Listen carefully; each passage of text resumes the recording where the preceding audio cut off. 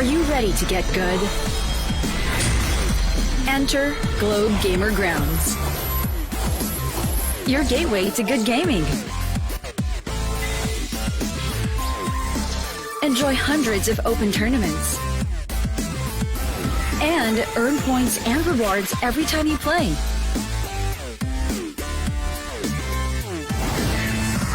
Register for free at globegamergrounds.com.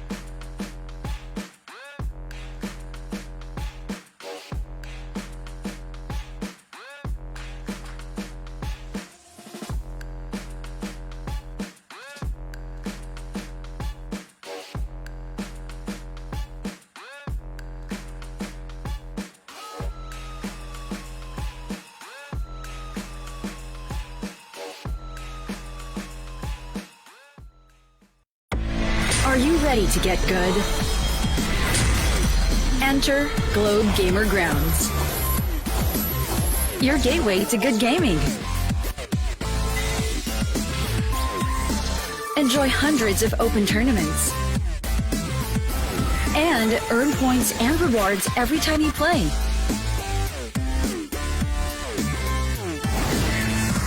Register for free at globegamergrounds.com.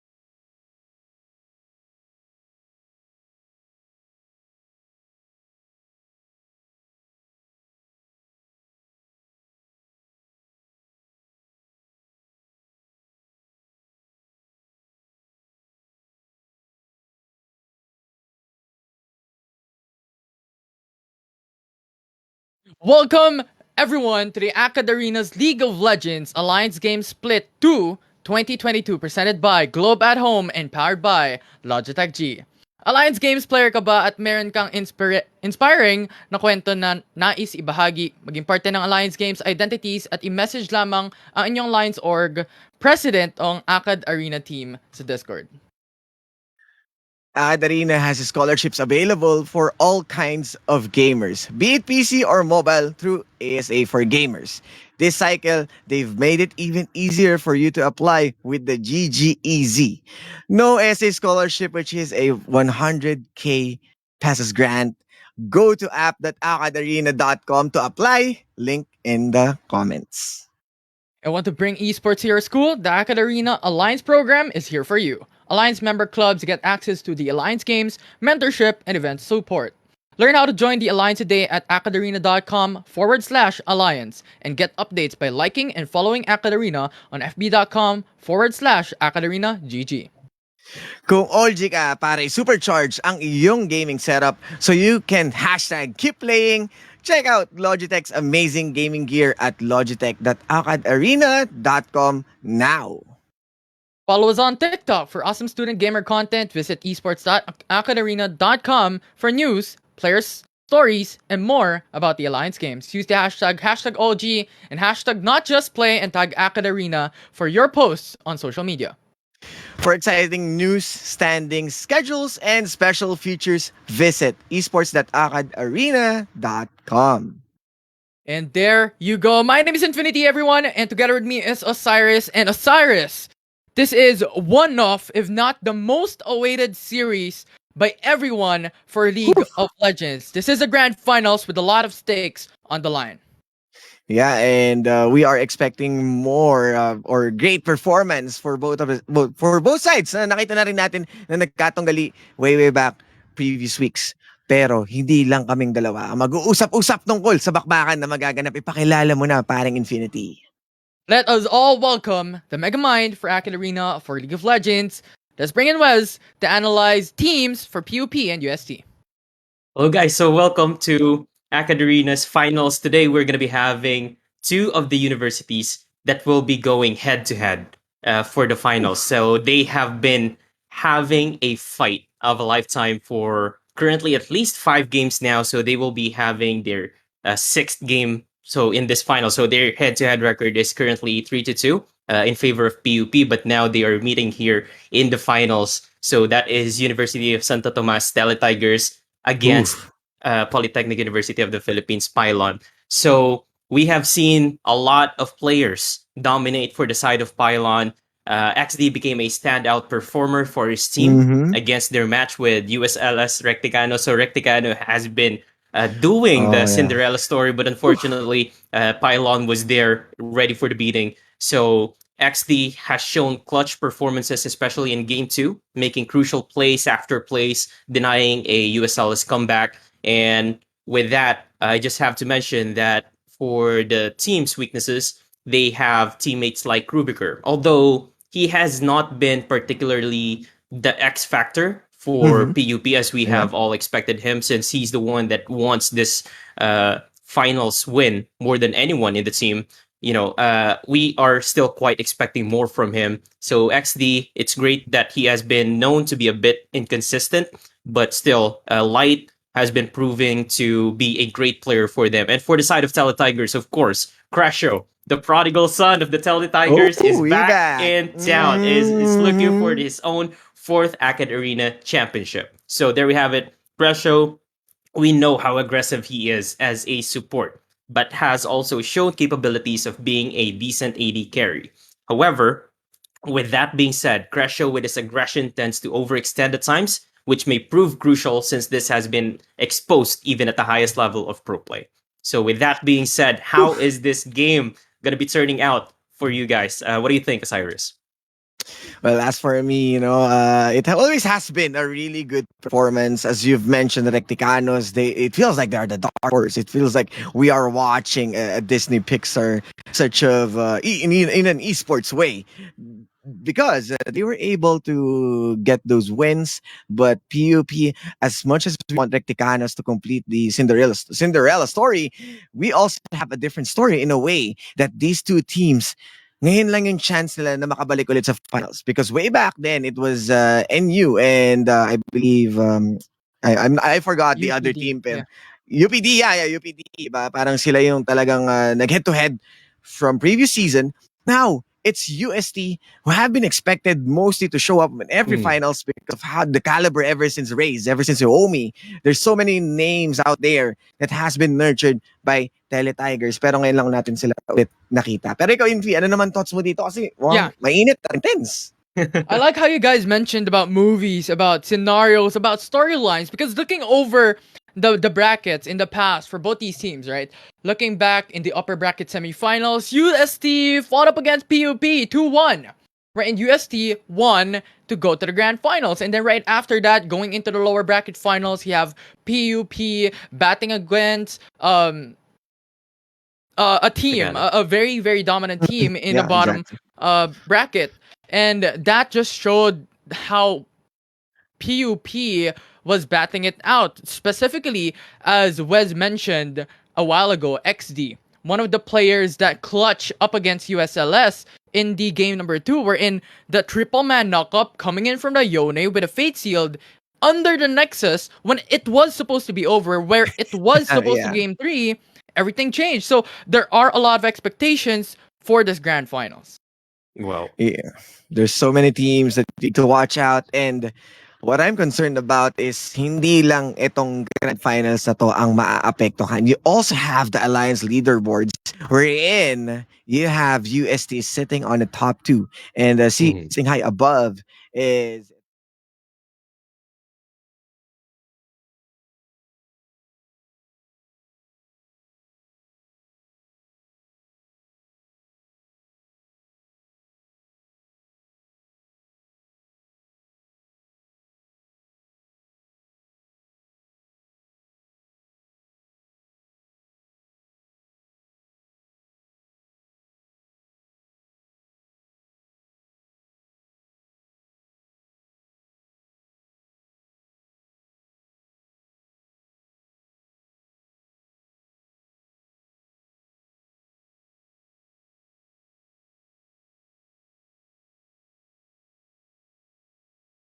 One out of 14 million possibilities coming through for Alliance games, right? And I like how you mentioned as well the points that could be affected in the grand finals and also other games in Alliance games overall from AcadArena. Mhm. And UST just wish that they could win this grand finals, and Whew. also another team winning up against TLSU in another game, in another series, in another tournament overall under AcadArena Alliance games to be able to take the number 1 spot. So a lot of expectations, and it's also a lot of pressure on the shoulders of both these teams right now, Wes. And I just want to ask you, like, what are some expectations that we could look forward into coming into game number 1 for this grand finals? Well, since we have Pylon team has been defeated by the Tell Tigers 2-1 in the upper bracket semis to reach their first final since NCO season 1. So it's been a long time since they have been in the finals.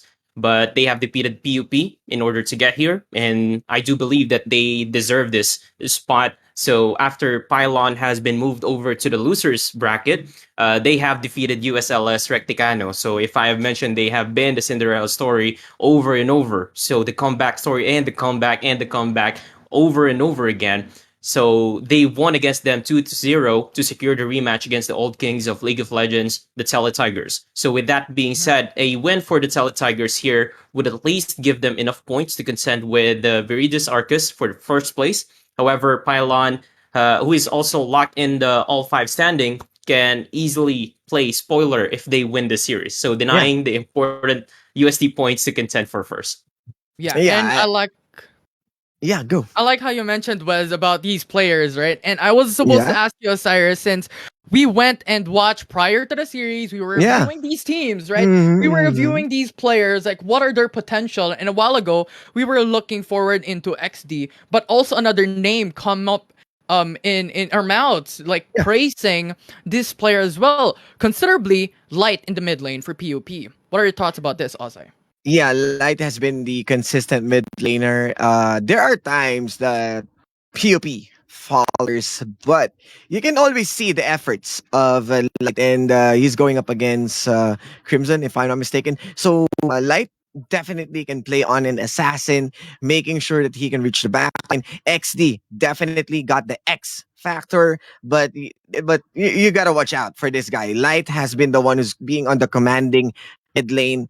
Yes, he is. There are times that he's adapting. He may be reacting onto the opposing side, but if he gets the momentum, he's there. He's making sure that his presence felt. Agawin niya yung mga roaming na yun, maapektuhan yung ibang lane, and then doon na magkakaroon ng pressure. Doon na magkakaroon ng wake-up call for the opposing side to shut down Light. And then that's where they're going to acknowledge this guy. That's where the full swing na sige, si Light na yung uunahin natin, si Light yung ipaprior natin, ita-target natin. So I think Light is definitely there giving a shine of hope for PUP on this coming matchup kasi we can't really rely on a single person. Lalo pat everyone at UST is firing all cylinders. Right. And you mentioned about other lanes, Osiris, and Mm-hmm. something popped into my mind from UST, namely Keith from the Oh, match yeah. in the Ooh. semifinals in the upper bracket, wherein he used 8 rocks. And Wes, I want to hear your thoughts about this Mm. champion and this player Man. specifically on those outplays. Well, Aatrox. all I'm gonna say is this is going to turn into a bloodbath. We know how Aatrox plays, so the more he gets into this fight, the more he stacks up on that conqueror, the more that he's gonna dominate. Whether it may be a 1v1, a 2v1 scenario on top, even if he gets ganked, most of the time Keith has been providing a ton of entertainment for everyone that has been watching us since the first game that they have been playing Aatrox. Actually, from the moment that this patch has been set up, Aatrox has been a fantastic pick. And if I'm not mistaken, throughout the finals or throughout the playoffs, Aatrox has only lost once in all of the games that we've had. So, Keith, if ever that he will be picking up this champion once again, we have seen time and time again how he was able to dominate and outplay all the teams that they have go against, whether it may be PUP. So, that is a ton of pressure that they need to take control of early on into this game. Or at least if they could get it banned, it will definitely even out the odds for both of these teams. Apart from that, I would also love to mention Maokai, since this Yeah. champion has been a ton Mm-hmm. of utility that they have been using over and over again in these playoffs with the combination of Renata. So with all those Mhm. champions being mentioned, whether they might prioritize the picks for mid, for light, or if they might go towards the bot lane against Rubiker and everyone from the side of PUP, this is definitely going to turn out to be the most amazing finals that we have seen. Yeah, I just want to head back to Aatrox. That guy even destroyed T1 Dreams. And then, so I'm expecting more. That they're going to ban out this guy because he keeps on destroying Dreams one after another. So there's a huge possibility that you can see a 100% Aatrox out on the board. But I would like also to highlight Maokai consistently being played by Trey really good. His Yeah. initiation, making sure to catch out Tenebria on a tough spot. Remember that this is the ADC guy, and Cresher has been the playmaker ever since. And considering that he got the titles, Trey is playing on the level of Cresher. Oh yeah, absolutely. I mean, we saw Trey use up the Soraka as well, also use up this Braum, and I think considerably this player is so unselfish. Like he's going into the front lines as a Braum, going to peel and getting information for the team, setting up this play. As Soraka constantly healing his teammates, and that's what I love about supports. And I think over the past few months, over the past few years, supports has been underestimated. Mhm. But in fact, supports are actually quite crucial when it comes to League of Legends and MOBA as a whole, wherein you have the support to funnel to your ADCs, to funnel to your carries. And speaking of carries here, Wes, I'm thinking about UST mid laner coming in for Crimson. What do you think about Crimson? Well, he's been a tremendous factor for Teletiger. So it's not all about Crescio, of course. They have been playing as a unit. So from what I've noticed for the play of Teletigers, they are not just playing by their strengths, they are also playing by their weaknesses. What I mean by that is, from what I've noticed in the previous games, they have been lacking a ton of vision in the map. So if we're going to see that as a contingency in this finals, they might definitely need to up that a bit. So if you guys are listening right now, I do believe that you will be needing to increase that vision in the map so that you will be able to take control of the objectives quite a lot more, not giving out those early dragons, of course, the early skulls. That helps out a lot, especially when it comes to the ganks, because it sets up a ton of player movement, which something that Teletigers are pretty good at. So for the mid lane, they can go for the assassin lineup, possibly pick an Akali or a Silas, to help out when it comes to roaming, whether it may be top or bottom lane. We always has been a Silas that we expect, especially way back at Mhm. Worlds. There's so yes, we shifted meta. This guy keeps on showing onto the doorsteps of mid lane. I'm not sure why. He's very versatile. You can reach any really good ultimate, especially right now. Renata Glass is getting the limelight for the supports. So getting the hostile takeover, definitely can use it kung kailan mo gusto. Can play on a counter, can play on an engage or disengage, up to you. No? So as long as ma-fully utilize mo yung makukuha mong skills, definitely Silas is out there.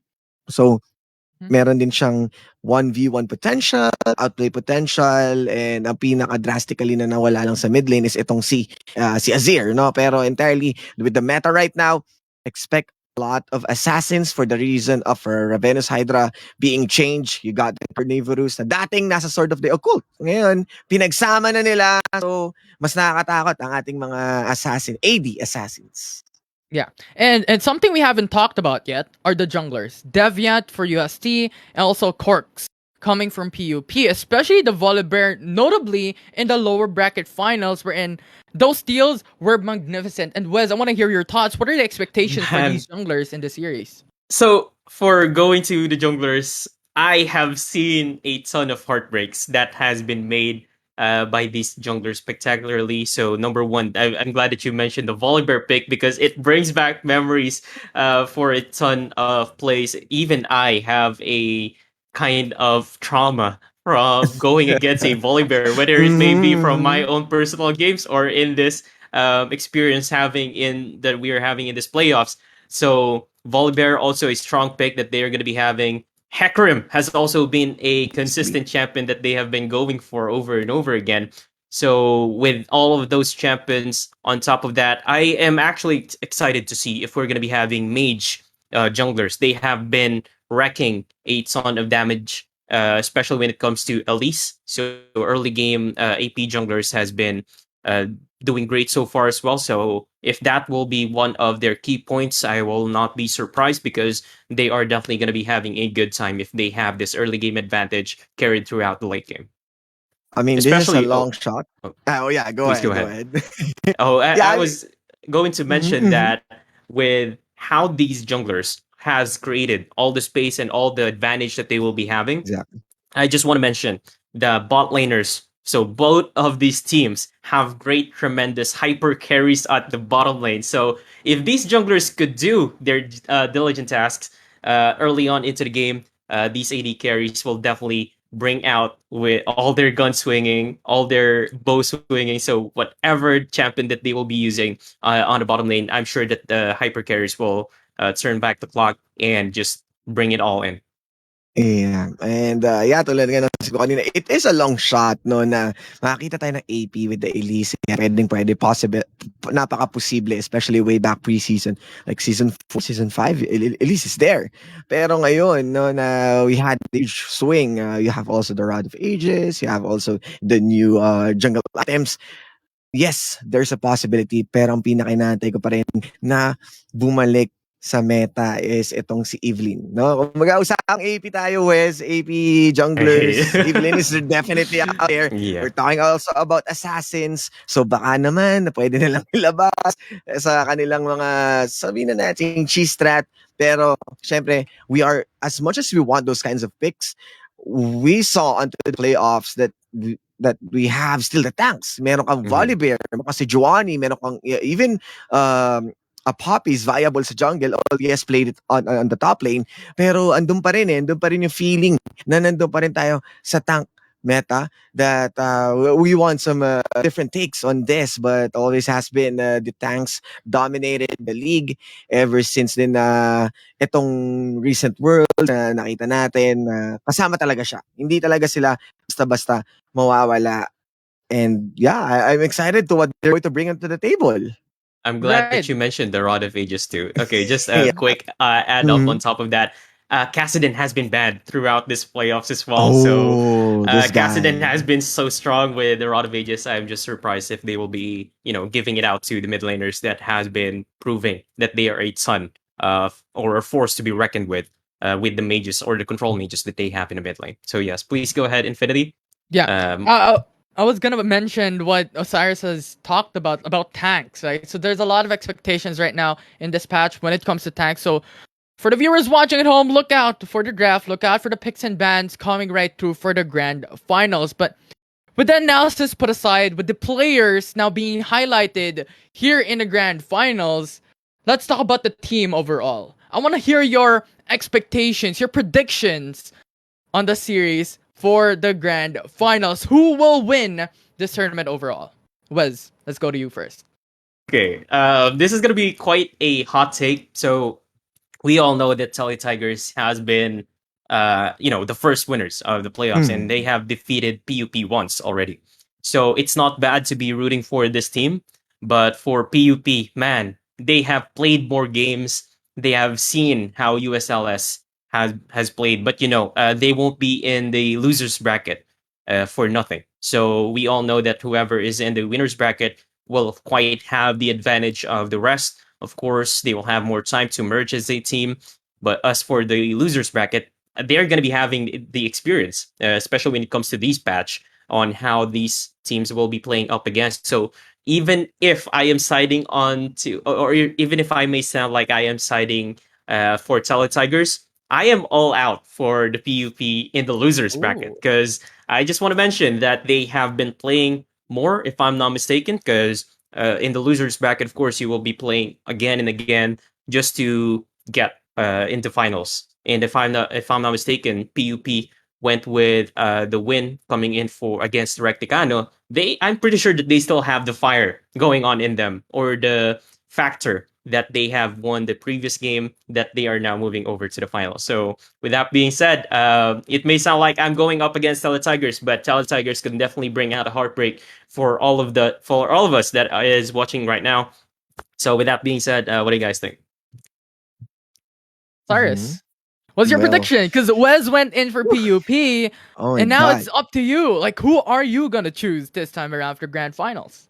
You know who I'm going to choose, especially that ever since collegiate days, way back when I was casting with Karina, of course, Teletigers will be there, and there's a reason why they are back. The prodigal son is there, so I would likely most go to the team that has multiple titles. They have proven themselves over time. Numbers don't lie, but of course, for every underdog story we support them. It's just that I'm really sorry, POP, for now. I'm gonna go. I'm gonna go to the Tigers.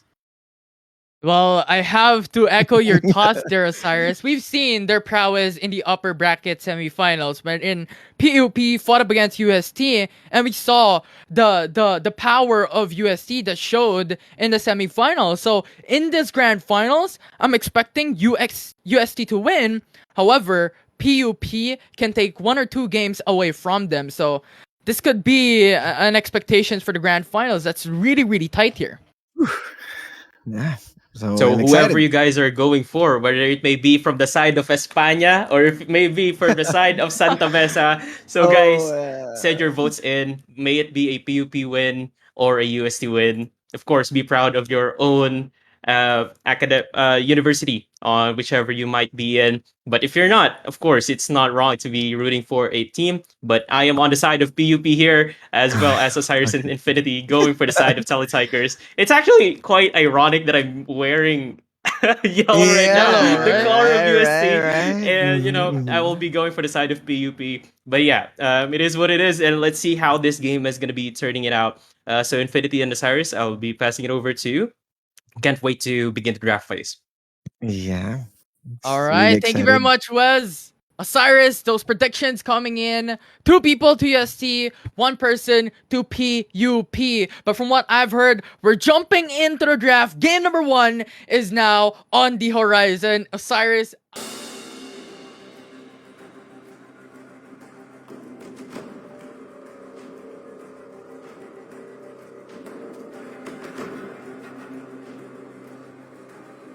You can't cage me for long.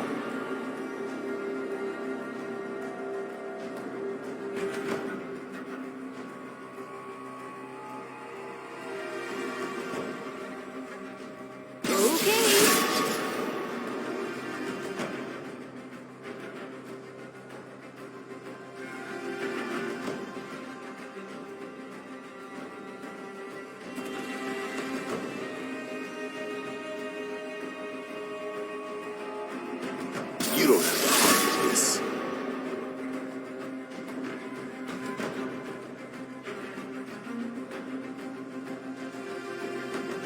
Shall I turn in my badge and rifle as well?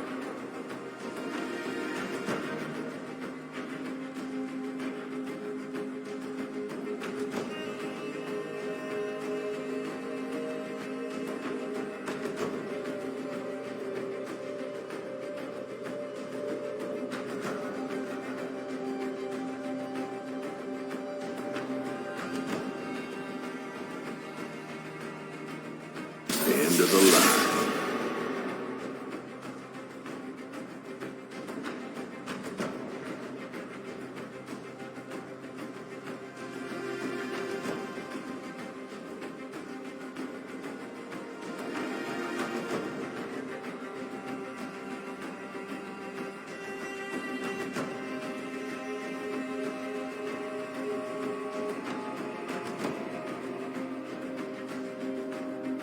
I won't be denied.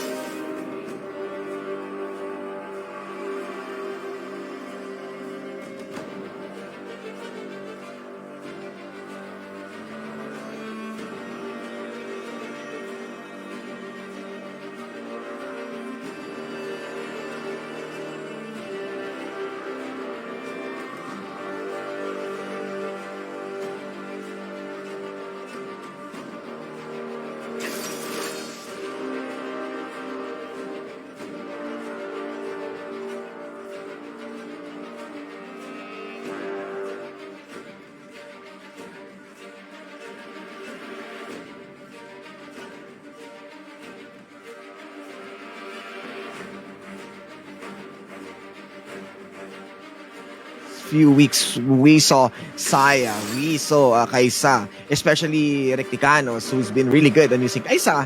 Ngayon, Zeri ang ikanilang ipinalit.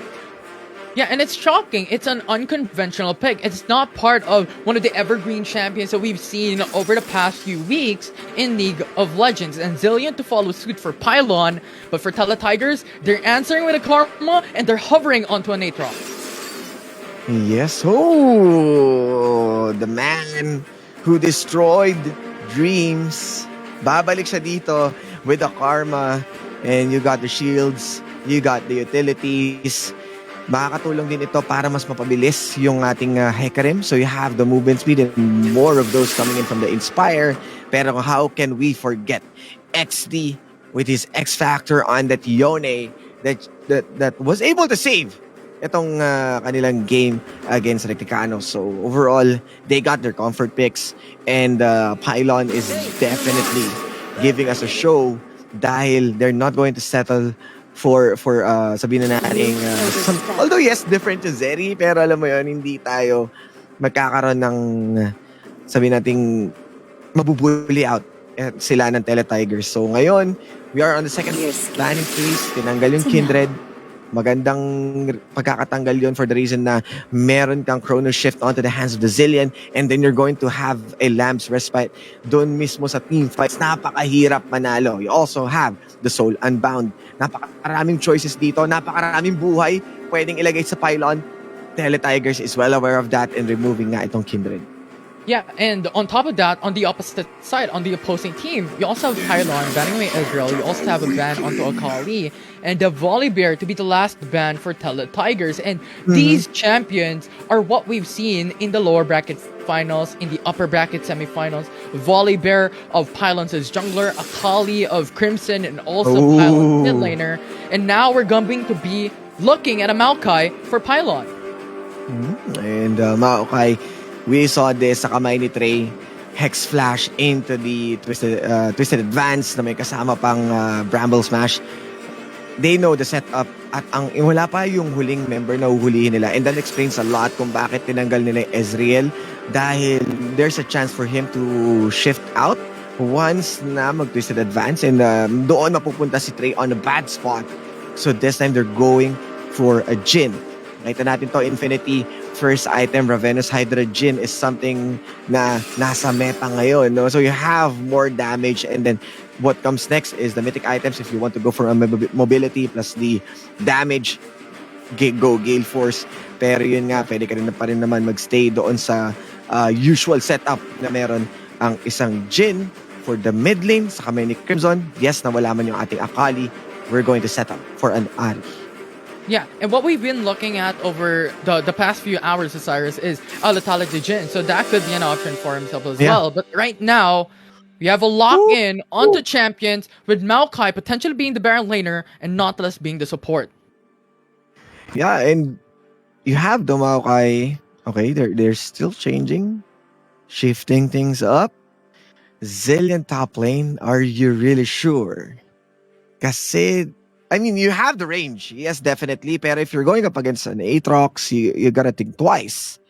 Pero sige, let's settle for that. Mukhang yun nga muna yung gusto nilang gawin. As long as he can be a shock absorber to sustain the lane, why not? Ang problema lang dito, once na dumating yung ating Hecarim, madali lang na mahuhuli itong Zillion. Yes, meron naman siyang pampabilis and then the rewind to put a good slow para dito sa Hecarim or Aatrox. But definitely, he needs to play safe. He is vulnerable as of now. Pero yung pinaka-focus din natin dito, Infi, with the previous weeks that they faced each other, yung duo bot lane.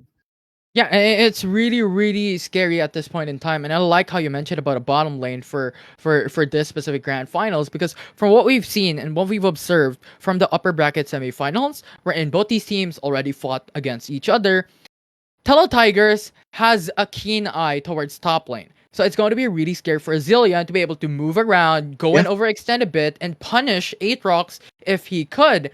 And as for Pylon, for Corks, he has a favor onto the bottom lane. He wants to hover on that specific position. He wants to go on in pressure. So now the question is, how would these rotations look like? How would the junglers pat themselves to each and other lanes in this Grand Finals Game 1? And I really like the take para dito sa Pylon. It feels like they are sitting on their comfortable position. It's all about the execution. We saw them that they have their own shining moments. You have also itong ating Yone that can set up really good fight. And we saw Tigers how aggressive they can be with a with really good supports, especially nga sa kamay ni Crash. So you have a Jhin and a Karma. So pwede tayo magpaulan dito ng mga skill shots. You have the Inner Flame, you have the Deadly Flourish. Pero they are two squishy champions. So if ever man na gustong lumaban ni Pylon with the Nautilus, definitely a depth charge into the dredge line, you can expect na may tutumba dito sa side ng Tigers. Yeah, and right now, before we jump into the game, Osiris, I want to ask you a quick question. What can we expect in the early game at this point in time with these two drafts? Early game, we saw how the junglers got the attention moving in towards the bottom lane. The first gank na nagkaharap sila sa week 2 consistently dito sa baba, making sure na hindi gagalaw si Tenebria or si Crashaw. But we are looking onto the Aatrox. It means that we are playing onto the strong side ng top laner na pwedeng mag-gank itong si Hecarim and can surprise itong Zillion again and again. A pre-level 6 Zillion is really that vulnerable na pwede nilang i-expose yung kanyang pagiging malambot at that point. Not unless na this is a lane swap na makikita natin. No? Azilian can be playing onto the mid, going up against Ari, and then the Yone is going to face the Aatrox. But regardless, two Brusco brothers, you have a Hecarim, you have an Aatrox. Meron silang huge opening. A level 3 or level 2 potential kill is definitely on the board. Yeah, and we're not just talking about any Aatrox here. For the viewers watching at home, we're talking about Keith's Aatrox. And Keith's Aatrox Keith. is insane. I'm gonna tell you, 1v2, 1v3, 1v4, doesn't care. He can win it all. He can conquer the Baron lane. He can conquer the enemy team. So there's a huge direct eye onto Keith for this grand finals game number 1, especially that Aatrox came through for this draft. Yeah, and Aatrox, but the good news about that is Pylons is well aware on how to play against an Aatrox. They proved themselves to week 2. They won game 2. And yun yung Tele-Tigers na may Aatrox kung hindi ako nagkakamali. No? And you also have Creshaw can play a decent ADC if they're shutting him down sa kanyang mga picks ng support. Pero ngayon, nag-iba ang ihip ng hangin towards Pylon as they strayed away from making sure that Crasher's not getting his champions. It's a bit odd na open yung Renata class pero hindi siya pinili ni Crasher. So at this point, it feels like Tele-Tigers are just taking it slowly. They might use it onto the later drafts, but so far, a Karma is a huge or big help for a Jhin who's vulnerable. Pagka nagre-reload, once he launch his fourth bullet, pwede na ma-reach yung kanyang mga targets easily. And yun nga, no, tulad ng sinabi mo, lethality Jhin, pwede nating i-consider and might pop ito yung Zeri in before pa ito magpaulan ng kanyang bullets. So overall, I think both sides got their much needed team comp. Malalaman na lang natin once na pagpasok sa game. Yeah, and I'm really, really, really excited here, Cyrus. And a while ago in the afternoon, we were talking about like how these teams could look like, how these teams would actually play in the Rift. And as you mentioned, the Karma would be a huge factor into helping out this Jhin. So we'll see how this would turn out. As right now, we're jumping into the Rift for game number 1 in the grand finals. Yeah, and starting things off, Tigers are running doon sa ating bot lane. But once again, this is Tele-Tigers going up against Pylon, Epsilos, University of Santo Tomas, and Polytechnic University of the Philippines. And yeah, trying to be sneaky. Ang tanong is, are they going to find any members dito ng PUP, no? For the reason na nasa mid lane, mostly. Yeah, very unconventional. This is the first time that we've seen, Tigers going for the bottom lane. But for now, I think PUP has vision, it has knowledge. The Tiger is just hiding on the bush. So they're pinging. They know, habang si Light, he is standing up dito sa ating brush, sa entrance, Baron lane. Deviant and Crusher, waiting for anything. Pero Rubiker, of course, this guy was able to detect itong ganitong play na gagawin sana ng Tigers. Pero mukhang siya pa ay nasaktan with the inner flame coming in from Crusher. Oh, Bazillion playing with fire here up against Tiger. And now Keith. This is Light going for the 1v1. Early engage coming in from Light here though. In the Baron lane. Not going to be that deficit for Tiger nor for PUP. And it's just a trade on damage for now. And mid lane. So yun na nga, ito na yung pinaka-na-expect natin. The swap lane. Si Light muna lalaro sa top with the Yone. And XD, no? Kahit sabihin natin na si XD na yung pinaka-na-expect natin mag-Yone, nagkapalitan sila. Oh, look at the combos from Light. Knock up onto Keith. Huge punish. And I think at this point, viewers have to remember that HP is really, really important, especially in the early game. Yeah, in early game. Oh, Crashaw. Focus. And Synergia going for the flash burst. Blood going for Tigers. Woo! And ito yung ina-expect natin na aggression na nilalagay ni Crashaw. And we saw this countless times that they are taking those early kills. There's a reason why. Yes, tanky ang kanilang support. You have Trey. Pero Rubiker, and with the ignite na meron dito si Creshaw, you know that someone's going to be popped dito sa bottom lane. That's really unfortunate. Tiger was able to pop the flash for Trey, was able to go in and take the first blood just a while back, and this is a huge disadvantage for PUP in 3 minutes into the matchup. And here in the grand finals, everything would be crucial for both these teams. And the first recall na magagaling sa ating duo bot lane as Deviant, we haven't saw any of his movement across the map. No ganks yet for both sides. They're just getting their buffs. Pero dito sa top lane, it always has been Keith against Light. Yeah, Light still has the flash, has TP as well. Just recall back. Just going for some plays, dealing some damage. Not enough though. Keith's Aatrox is so sustainable. Yeah, nakita natin na yung presence of mind doon ni Keith na once na ginamit ni XD yung kanyang, ni Light, yung kanyang Soul Unbound, sinubukan na niya abangan agad pagka bumalik itong si Light. So, wala siyang choice kundi isuko agad yung duel na yon. Had to go back and use or burn his TP para lang makakuha ng much needed farm. But you can see Creshaw on the top spot. Going in for the advance, along with the knock-up. CC chain is good. Creshaw is very low. No flash. That will be PUP taking a kill. And that's a good rotation na makikita natin coming in from Corks. And tulad ng sinabi natin na what we discussed with Wes, yung attention dito sa bot lane in the first gank again ni Corks na napunta na naman dito sa baba. Now Light though on the opposite side of the map on top lane going in for the gank, uses up the flash, burn it down, and Light will be able to secure it. XD though, flash for flash burned, but Crimson now going to the backside. Corks is there, going for the flank though. Crimson is in danger, uses up the flash, going through, taking that kill as PUP punished Tiger. Oh no, PUP consistently making sure na yung mga aggressive plays ng Tele-Tigers will be punished. We already saw Quarks playing onto the bottom side. Pero, itong si Crimson, as much as close as you wanted to take down itong si XD, a flash to flash doesn't really reach or hindi nag-buffer yung ating normal attack. So, it was an opening again for Quarks. Burning his flash, making use that he can reach him with the twisted advance, and it's an easy task for him to finish.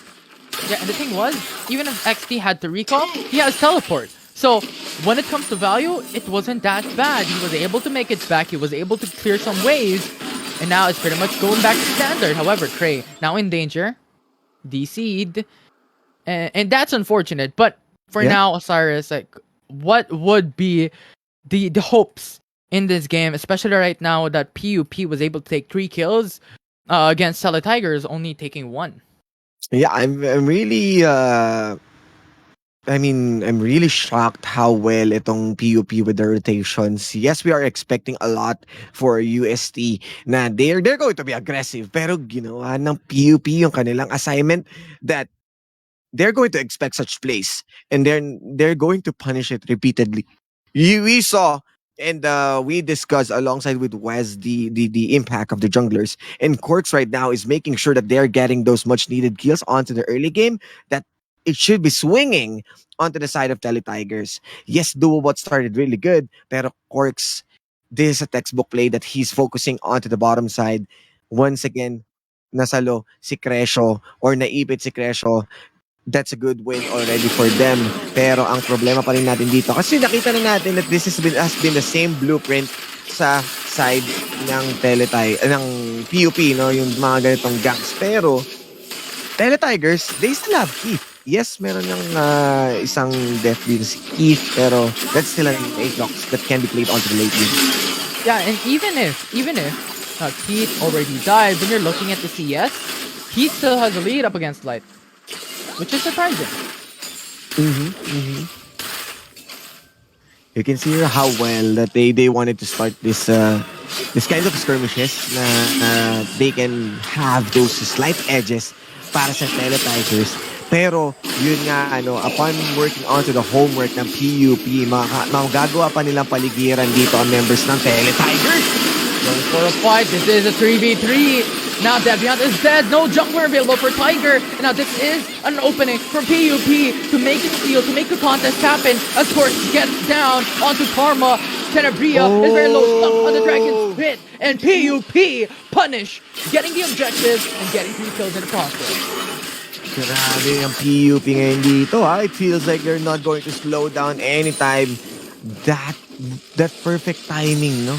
In terms of taking itong or sabihin natin punishing yung pwesto ng Tele Tigers. They snagged the Dragon and they were able to take out some members. We are sitting on a 3-0-2 mula kay Quartz. Maokai has been exceptionally good sa kamay ng PUP and they are utilizing it sa kamay ng jungler. Yeah, and so far these two junglers are really critical. And Corks, to be more specific, has been their 90% of kill participation for PUPPY. And that just states how impressive the rotations Ooh. are going to be. This was rather the question that we had a while ago, Yeah. pre-draft, pre-game. How would the rotations look like? And Corks, impressive.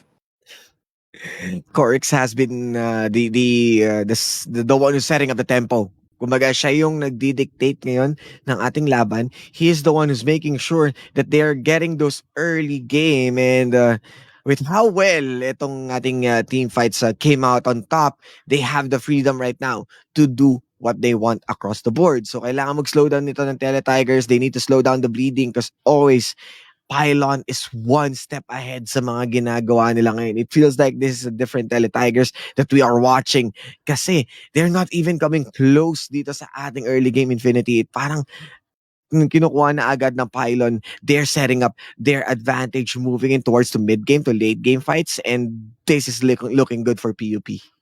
Oh, definitely. Like, this massive amounts of kills in the early game alone, alongside with Corks receiving a lot of these kills, a lot of these assists early into the matchup, just really states, power for Pylon Ipsilos. And I think I remember Wes mentioning about the experience that you have, or the path that you need to overcome into the lower bracket, that you have to go through more games, you have to go through more drafts, and you have to think more.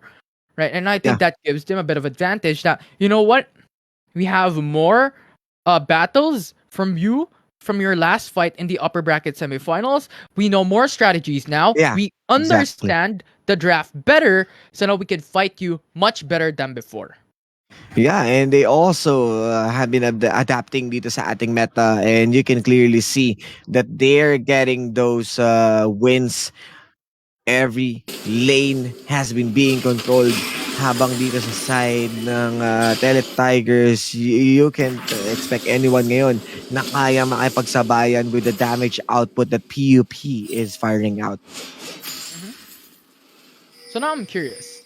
When it comes to the bottom lane though, Rubiker versus Tenebria on their respective ADC champions, what do you think about this one in a 1v1 basis, Osai? Yeah. There's a 1v1 with how well both teams trying to execute yung kanilang win conditions. It would still depends on the positioning. Kasi parang we saw PUP setting up yung mga mispositions ng Tele Tigers and it feels like they already know na gagawin yun ng Tele Tigers. So for 1v1s, we might never even see any 1v1s because we saw Pylon, they are moving as a unit. They are making sure that they are getting those surprise attacks and lalo na kay Corks, no? Napaka big commendation for this guy on making sure that this Zeri will work well onto their lineup. Yeah, and I like how you mentioned about working well, being complementary onto the draft, because you have to, we also have to take note that Maokai has AoE root, has AoE CC up against the enemy team, and if that happens, and Zeri is really mobile as champion, you could just dash in, sidestep here and there, exactly. really mobile overall, it can deal like so much free hit damage. Ooh, I mean, Corch is around the corner para dito kay Key. Pero nakikita mo naman, you still got the damage dito mula kay Tenebria, but the Rubiker is still there. He is being tricky. Napakakulit talaga nitong kanyang champion. And with his performance, no, talagang ito yata yung A-game na makikita natin sa PUP. Yeah, and at this point, like we doubted them, but so far they were acting like really, really well. However, despite this kill lead coming in from PUP, it's surprising that the only lead that they have is 300 gold, and that's closing in with the plates that Tiger is taking down. Yeah, and nakita na rin natin kung gaano nga ka-dominating itong si Keith towards Light. But wala silang wala pa rin, kumbaga, there's no closure para dito kay Keith. At mukhang siya pa yung mapaparusahan dito. Kasama na rin si Devian at ito na muli sila. Coming in to respond. Fear is there, Light is dead, and now with a 1v1 onto the river, this is XD batting it out up against Crimson.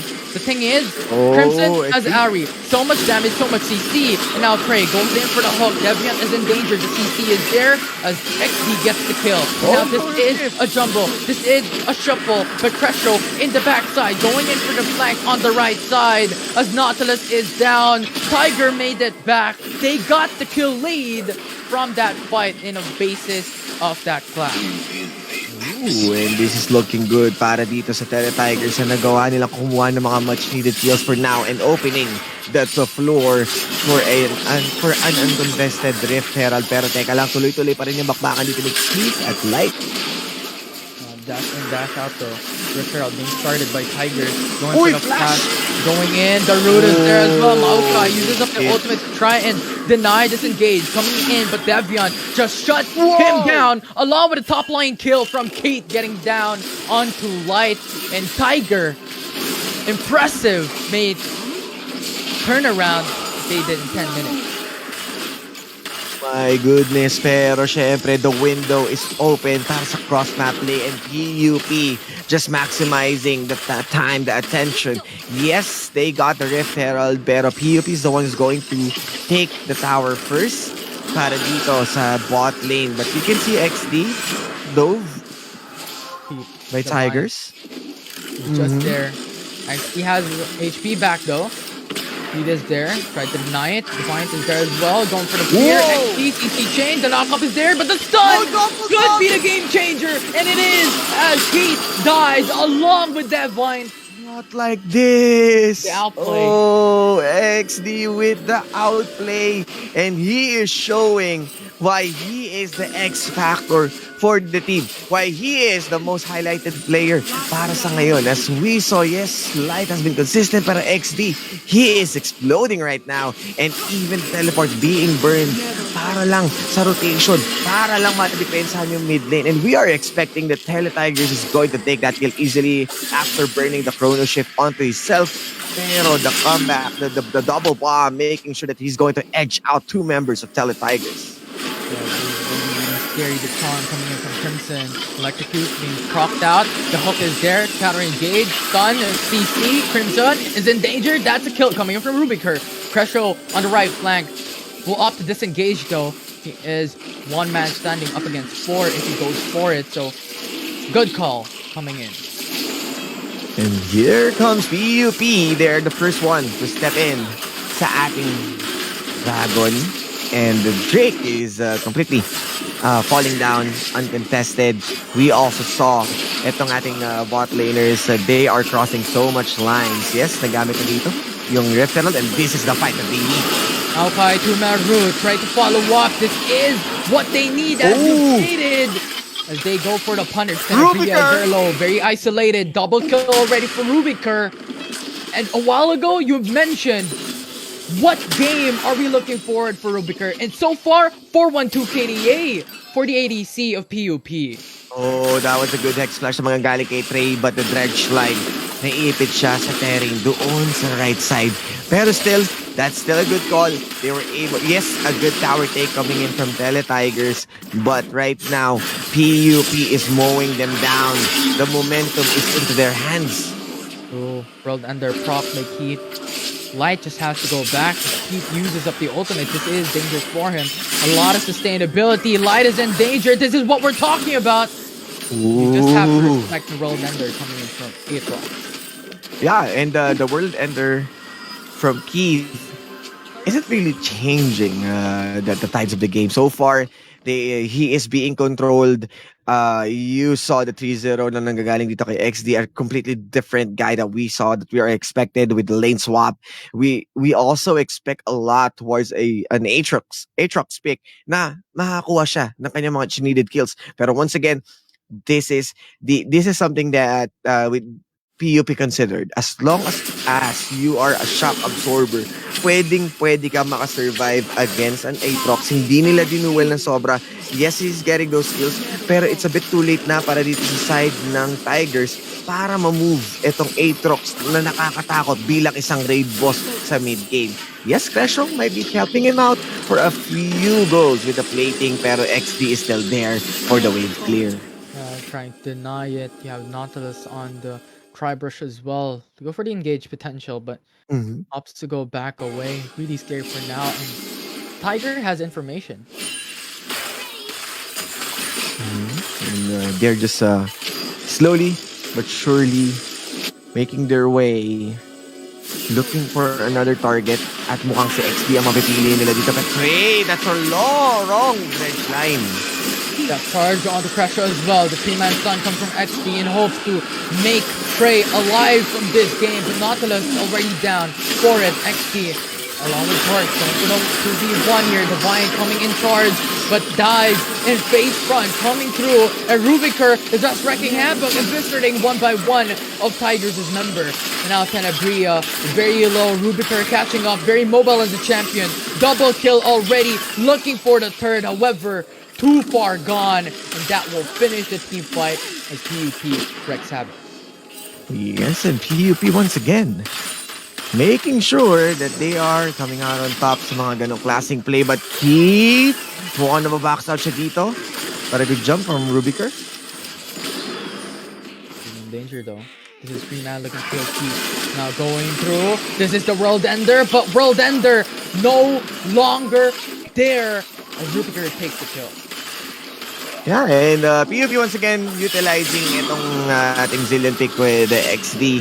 Using the chrono shift, course, siya yung unang sumalo ng tower and making sure that he's getting those kinds of juggle and using the ultimate from Zillion, making sure na hindi ma-harm yung ibang members ng PUP. But onto the opposing side, you can see Light just escaping with his Fate Shield. Yeah, so defensive Fate Shield coming with some Light, something faded to go back over the wall. And for now, Tiger is pressuring on the mid lane. Remember the importance of the mid lane. If you take it down, you have the map control. Yeah, and you can see how the Tigers right now trying to focus itong ating mid lane, and they are not successful pa rin up until now on taking the top tower. This is a good defense from PUP, and their rotations being maximized with how well or how mobile itong si XD and even itong si Rubiker. They are getting every angles covered. No? Kahit sabihin natin yung mga vision play nila, 3 red wards to avoid any vision sa side ng Tele Tigers. Drives in now. Curtain Call is there. Huge damage from the backside. Just going in for a free hit, but Trey cancels it out with a hook. But Tenebria goes to counter it, gets the kill onto Trey, followed up with a 1-for-1 though, with Rubiker going legendary for now. And on the flank, Light is attempting to go for it, but Keith is there to defend, to peel out. And that will be the conclusion of that fight. And yes, we have a few casualty lang doon sa ating fight, pero still Rubiker is there to finish the job. He is sitting on an 813, and this Zeri is completely untouchable, no? With the Immortal Shield Bow and how well he is sidestepping in and out. Nagagawa niyang i-dodge yung mga ginagawa dito ng Tele Tigers. Add up pa yung pampabilis dito ni XD. So already talagang hindi mo maaabot basta-basta itong si Rubiker. Yeah. And so far, what PUP has been showing us is dominance. From what we have predicted prior to the draft, right now it is a 4K goal lead that we're talking about here, Osiris, in 17 minutes. Yeah. 17 minutes, 1 kill per minute. PUP he is on a roll, and they are on a roll actually, no? And itong si Rubiker, na-highlight rin to ni Wes kanina na parang okay, sige, si XD siya talaga yung pinaka pwedeng, siya yung nag-save ng game against Recticanos, pero you can see Rubiker proving himself that he wants this grand finals, and kita mo naman still they wanted this defense, and Keith, he's losing hard dito kay Light. Yeah, Lad going for the defense here on top turret. But while that's happening, PUP starting to drake. Right now, this is a 4-man roam coming in for the Tigers. Going for the Fate Seal. Knock up onto Crimson. Now going through for Hecarim. Going to CC, but Crimson is in danger. Light is just sidestepping. Left, right, left, right. But PUP Light has been slain by Keith in the top lane. And that's the call. Now we are waiting for Tele Tigers and Objective Bounty ang makukuha natin dito. But again, PUP one step ahead. They know what to do, and they're going to answer with the Rift Herald, and this is the second tower of the bot lane. Hindi man lang sila makaka-react for any push further para dito sa Baron or even a mid lane push. PUP Pylons is doing it. With a tier 2 turret down in the bottom lane, they have control in the bottom quadrant jungle, and this is huge coming from PUP. This is what they want, and they have it. And now the question is, Osiris, what does the Tigers need to do? Tigers, they need to make sure that they can still drag this on their favorable team fights. It always has been PUP who's dictating the tempo. They're looking for the targets. Corks is one of those players who has been setting up itong ating battlegrounds para hindi mahawakan si Rubiker. Yes, they have what it takes. The teamfight prowess is really strong para dito sa PUP, and that's the window for Tele Tigers to take it slow. Slow the bleeding. Mag-antay muna tayo ng opportunity para sa kanilang mistakes, because they keep on answering yung mga team fights na to, pero they're paying the price as how well this Zeri. Ang dami nila pwedeng panghuli. You have the Onslaught of Shadows, you have this Aatrox na pwedeng tumalon sa backlines, pero dahil nga hinaharang sila ng itong Maokai na to, and even si Trey, this is a huge task para sa Tele Tigers to focus or take down agad si Rubiker or XD. Yeah, and I think this is what we've mentioned pre-draft, where you have Corks as Maokai, AoE roots, you have Rubiker as Zeri, really mobile as a champion that could free hit towards those team fights, and now it's showing really well. 9-17 still standing with a 2k gold lead right now for PUP. However, Baron is available in the Rift. And in terms of Baron, nauuna naman sa Vision ang PUP. We still have objective bounties para dito sa Tele Tigers, but they are having a hard time getting those much needed gold. And even the contest para sa Vision, you have a Liandris, you have a Demonic Embrace. These saplings are burning out itong members ng Tele Tigers. You saw Crimson tanking out a single sapling. 1/4 kaagad yung nabawas sa kanyang buhay. And right now you can see also XD who's onto the zoning duties. Kayang-kaya niyang harangin ng kahit na sinong members. They are starting the Baron, pero this is a bit odd. Pero 1v1 sa bot lane. Fate Seal, Keith is very low, but on the opposite side, Corks going in for the advance, roots him down onto Crimson, and Crimson has to dash away. Depth Church to follow suit, forcing out the flash coming in, and Corks with the ultimate to just secure the zone. But for now, PUP will go away without value, but forcing out Tiger Turret. Ooh, and even using the curtain call para dito kay Tenebria, getting vision or spotting out a bit of a damage to force them out for a reset. Pero he's just playing on a Gale Force and Collector. Pretty far from what Rubiker got with their Mortal Shield Bow and Phantom Dancer. He is well equipped, and even finishing his Lord Dominic's regards, he's going to tear out etong si Keith and Vivian. You have the Eclipse man sa kanya, you have man the Venus Hydra para dito kay Devian, pero wala parang hindi nila nakukuha yung good conversion.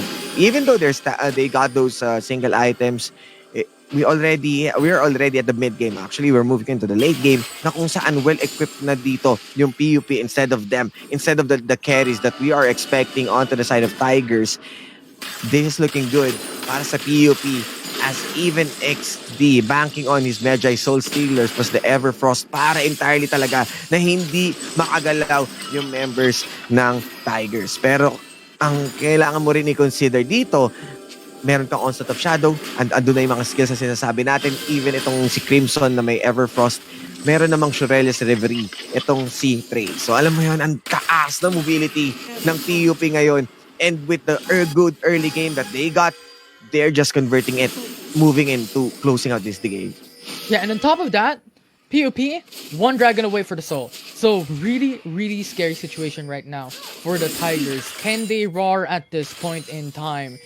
And this is a difficulty that UST has to overcome. Remember, UST, this is a really big series because this would be the deciding factor that if they could rather get the top 1 position on the all 5G points on the rankings on the universities. And right now, Light is fighting. This is the 1v3 Fate Seal going in. Only one man knock up onto that Viant. But XP is there to support, there to engage as well. The knockup is there with the outplay from a 1v4. They still get the kill onto the junglers of the enemy team. And now, going in for the flash. Scepter as well to follow up. Knockup is there along with the hook. Light is there, but Kresho will die in the hands of the Light. And PUP on the opposite side starting the Drake. Hindi na nila kailangan problemahin pa yung other members. They are making sure that they get the job done. You have the time warp. You have double bombs. Keep being placed away para dito sa Dragon. And that's an easy Dragon for them. And once again, rewind and time warp bombs. The same time loop na makikita natin for XD. Fending away. Etong si Keith, he can't do anything about this guy and we are sitting on a 919. Napakalayo sa ini-expect nating performance ng Tele Tigers and even Light with how well he managed to just dodge around dito sa mga plays na sinusubukan gawin ni Keith. This time, he is the one who's bullying them out sa mga lanes na to. Yeah, and a while ago, we were praising Aatrox. He specifically is longest champion, but so far, PUP was able to solve it, was able to look for a counter, but however, look at that, the amount of damage onto a single member, onto Trey, really devastating so far. Crit and Toldo doing so much damage onto the support, getting the kill for Tenebria. Crimson following up with the ultimate onto the dash, Charm to follow suit onto XD, but Maokai with the ultimate goes for the 2-man route, the stuns, the CC chain onto Crimson, gets the trade back with a 1-for-1. You can escape etong PUP with how well silang mobile sa kanilang mga team fights. They can kite around. They can make sure that you're going to burn one after resources after another. But the chrono shift will shift the game dahil nga nabubuhay lang yung sinusubukan nilang i-burst. And this time, yes, si Trey lang yung nawawala dito pero wala si Crimson sa Tele Tigers. So less of a manpower damage dito para sa Tigers pero napakainit pa rin ang ating Baron take. Yeah, this is really difficult for PUP though. They have HP disadvantage across all members for now, so reset is ensued for the Baron Nashor and both teams retreat. And yes, they may be retreating pero PUP still would like to go and make sure that they're still taking itong mga vision. Doesn't want to go in blind sa loob ng Baron as Tele Tigers press the reset button for themselves and just shoving itong mga lanes natin. No, what's good about naman dito sa build ni Crimson, meron na siyang Shadow Flame. So we're getting a bit of a push sa kanyang damage kasi even though that he's getting those single charms, wala silang overburst. Yes, kung may ma-burst man sila, nagamit na nila kaagad lahat ng kanilang skills for that single person and ano lang ang sasagot ng PUP? Just a chrono shift. Diba? And ito na nga. Fate Seal going in, just so much damage coming in from Light and PUP just putting up a light show. Oh, wait. Root for the Viant. Maokai follows up with the ultimate as well. So much CC. Unstoppable for Hecarim. But instead, it's not even able enough to kill down Trey. Light into the backside for the flank. Gets the kill on Tenebria. Keith, the only one alive. The last man standing. And Rubiker gets the ace as PUP shuts Tiger down. Tigers are missing out the chances para patumbayin dito ang PUP pero this is already far from their reach dahil nga we saw how Rubiker with that lightning crash, with that burst fire, pinagbabaril niya, pinagre-raygun niya lahat ng members ng Tele Tigers, and this will be an easy baron para sa kanila. And with the Baron Nashor, this could be one of their game-winning objectives because right now, Osiris, they have the Dragon Soul already. They have the Baron buff, and Tiger is in defeat with only inhib turrets left for mid lane and the bottom lane. And the top lane, only tier 2 turret left along with the inhib turret as well. So really scary position rather for UST. Yeah, and at this point of the game, napakahirap na makarecover for Tele Tigers. 10-25, you have this Zeri sitting on 11-1, 4 items with an Infinity Edge. Andiyan ka na sa loob, Infinity. Alam mo na talagang may edge na dito. Yung AD carry, itong si Rubiker going up against this 3-item Tenebria who's just having a rapid fire cannon. And how can you maximize the collector if you're not taking down any members? If you're not Gano'n mo 'yun, kung hindi nila magawang, masugatan yung ibang members. Pero teka lang, si Crescio may ipit. Catching up. You have Trey jumping over the wall, going in. Keed is very low. The stuns. The CC once again. Light to follow from the left flank. Rubiker gets the kill. And now Maikai going in for the ultimate as well. Over the wall. It's already a double for Rubiker. Make it a triple as they secure Oh! one more. And Tenebria, the last man standing. Another ace for PUP with a quadra for Rubiker. And Rubiker making sure that they're going to bag itong ating game 1. Yes, I doubted this Zillion pick. XD on his hands. Pero now, I'm a believer. No doubters here for today, Infinity. Kasi PUP made the draft work. You have the movement speed from XD and Rubiker making sure that they are getting those towers, making sure that they're going to take this game 1 in a convincing fashion para sa PUP Pylons. And we were asking pre-game, pre-series, when would Rubiker's game show up? And so far, that 15-1-5 kill standing shows big time on what we're looking for. Most definitely a quadra kill, and in the early game that he has been controlling everyone out. XD, he may not be on that Yone, pero he's making plays as a utility player, and he even got his own madness of dropping bombs para dito sa dalawang members ng Tele Tigers. So I think napaka-convincing ngayon that Pylon got what it takes to snag this championship. Yeah, and overall, it was a good showing for PUP. I mean, we've doubted, we've dismissed, but they showed up in a fashionable way for this game number 1. And right now, Osiris, I don't know what to expect. Game 2, Game 3, Game 4? Are we going to Game 5 at this point? Is the big question here in the grand finals. Yeah, with how Tele Tigers is playing right now, there's a huge possibility that PUP can continue this kind of momentum. They have their homeworks prepared as they are countering all the punches na nilaland dito ng Tele Tigers, and there's no big of a question if they can definitely play this on a 3 games only. Kasi talagang convincing. Medyo nandun na ako sa side ni, parang minimit ko na si Wes sa Crossroads na parang sumama ka na dito sa PUP. Parang nagiging Tumila believer ka na. na ako unti-unti, pero kasi Tele Tigers is still there. I mean, they got the championship caliber pa rin para i-take in yung mga ganito. Pero who knows, di ba? PUP, napaka-convincing talaga na play nila, and there's no big of a question. Sobrang deserving if ever man na makuha nila yung championship kahit alin man dito sa dalawang team natin. Yeah, and so far, I'm really excited. What will the draft look like? Because so far, 8 Rocks, we've praised it, but it's not looking that great. Pylon has secured a counter to this specific champion. And you know what? Game number 1, PUP, showing up big time here in the grand finals. And tell the Tigers, you have pressure before the grand finals even have started. And right now, it's more pressure building up and stacking here in this grand finals. Can they make it to the top 1 for Alliance Games? But for now, that is game number 1 of the grand finals. My name is Infinity, and this is Osiris. We're gonna come back after a short break, so don't go away.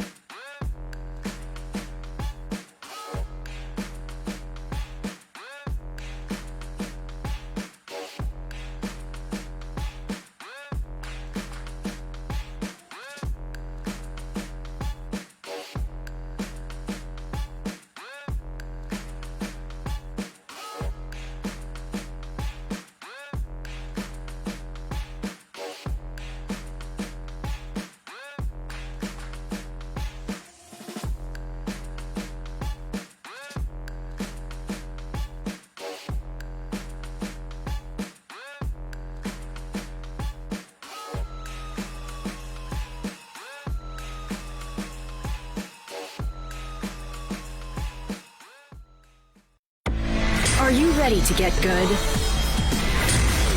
Enter Globe Gamer Grounds, your gateway to good gaming. Enjoy hundreds of open tournaments and earn points and rewards every time you play.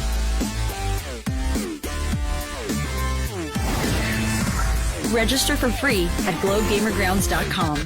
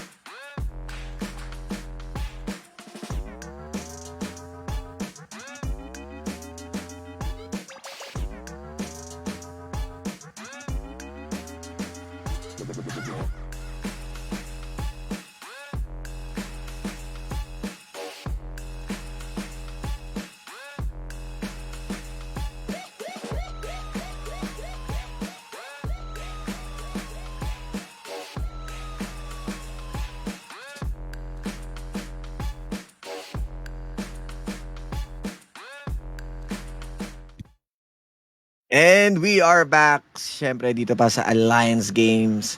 We saw the first game by PUP Pylons. They were able to grab it on a really good fashion. Pero Teletigers, they're still onto the board. And once again, kasama natin si paring Wez to try to break down Osiris Infinity. Mga kasama niyong casters. Pero paring Wez, what happened to that game?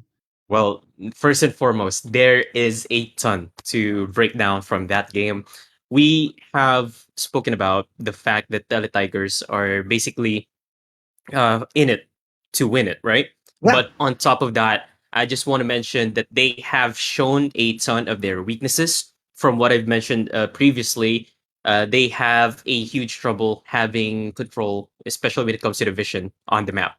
So this negates them, the objectives, the roam from Corks that has been a tremendous factor that we have seen early on into the game. However, for their strengths, we have seen how they were able to make a successful dive on the top lane here and there.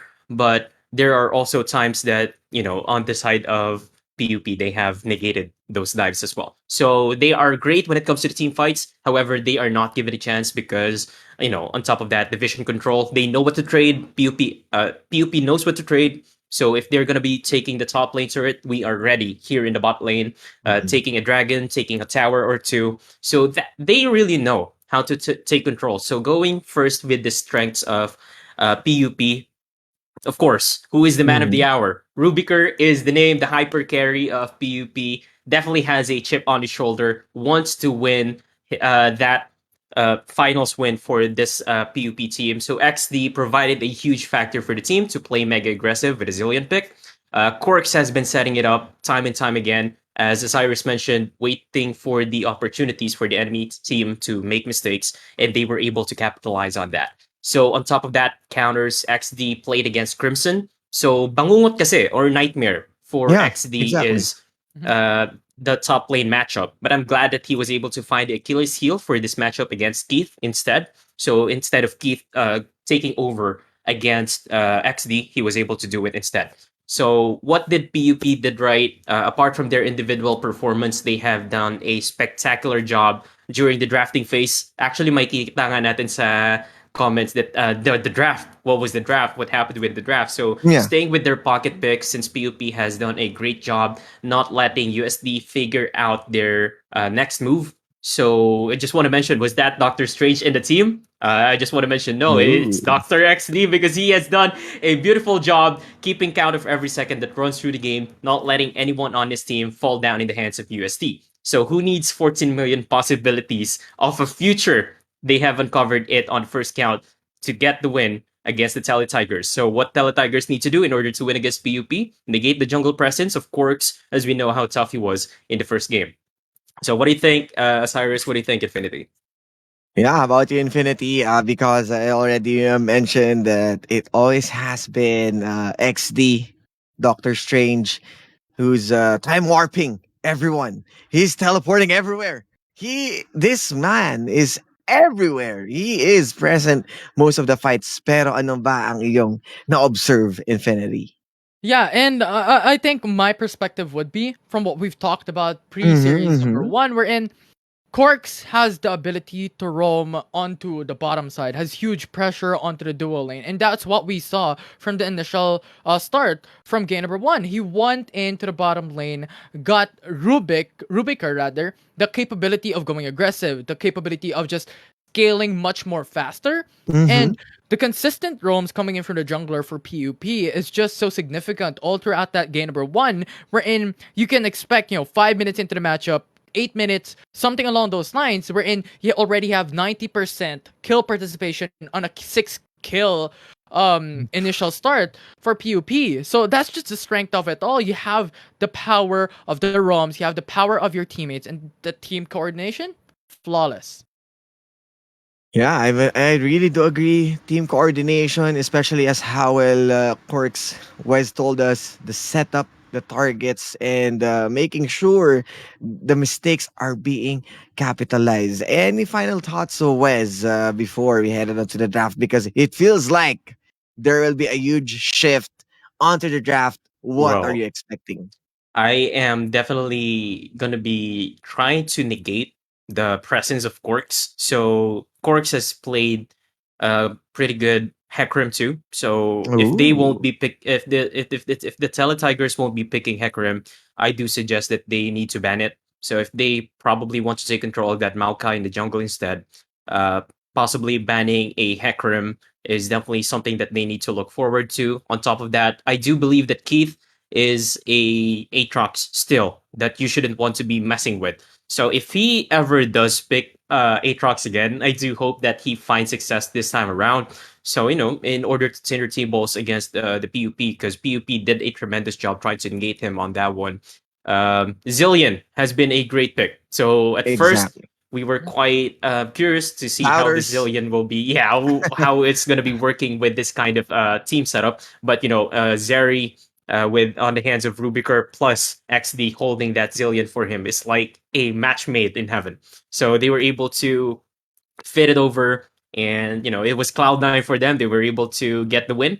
So with that being said, I do believe Zillion might not be picked this time around. So, but I do believe that they are quite something that they need to take control of, or if they're going to be batting it, because it does prove quite a threat for the side of UST here. But I'm expecting a lot of a comeback for their solo laners. So Crimson and Keith, they really need to bounce back from the game one performance. Bounce back, which is a huge or big word para sa Tele Tigers. It has been a convincing play from Mm, everyone onto the side of PUP. Pero Wes, of course, with your analysis, thank you so much again for heading thank in you. on. Pero this time, tayo itutungo na sa ating drafting phase, paring Infinity, and we're going to expect yung mga sinabi dito ni Kuya Wes. Naku, Kuya Wes, pagkamali yung mga sinabi mo dito. Hindi ka na babalik mamaya. De, joke lang. Siyempre, alam na natin yan. Expect na natin yan as Wes really did a good breakdown, especially Yeah. onto that Zillion on the comment section. We saw it a while ago that he's going to take over the game. Not even onto the late game, he was able to outplay yung other members dito sa side ng Tele Tigers. And right now, starting things off, a huge shift onto the draft. We're saying, pero Yone pa lang, yung tinatanggal nila parang Infinity. Yeah, and from a while ago, yes, they removed Hecarim, yes, they removed Yone along Ooh, with Sylas, okay. but they're now letting through the Volibear of Corks. And Corks' Volibear in the lower bracket finals has been proven huge benefit for the team. So now the question is, what would the perspective be for Pylon Ipsilus this time around? Aatrox could be the option as well as a ban for Pylon in this banning phase so that Teletigers would have to choose something else. Okay. Kahit sabihin mo na control nila yung Aatrox, they're going still to have used their third and last or final ban. But blue side, Teletigers, what are they going to choose? Open ang Akali, which has been good for Crimson. Pero you also have Illusion and always has been the aggressive player. Napaka flexy. Pero if you want to shut down Rubiker, I think it's time for Tenebria to focus towards onto this Lucian. Yeah, go for a strong side bot lane because now Aatrox is gone, so they have to go into another perspective. They have to go and look for another strategy, and Tigers can go and look for the bot lane. But Pylon Oh, Ipsilus still locking on Maokai. to the Maokai could still expect for Corks to be super dominating into the rotations, into the roams. It's a good answer. You have the Sejuani. As long as Corks will be playing on the net Maokai and expected na yan because Trey he's playing on the Nautilus. But Crashaw would still bank on to his conservative support. But yes, having a bit of a CC with the bubble into the trouble and also have the tidal wave. But on to the other side, someone that can nullify the CCs no manggagaling dito kay Samira. Yeah, a very high mechanical champion coming through for Rubiker. And we've seen, the ability of Rubiker, the mechanical skill from game number 1 in the grand final. So definitely could be something that could match the pace, could go 1v1 up against Lucian in this grand finals. And I'm liking the Nami Peg actually. So you have a Mhm. lot of enchantment that can go onto Lucian and have huge CCs onto those team fights.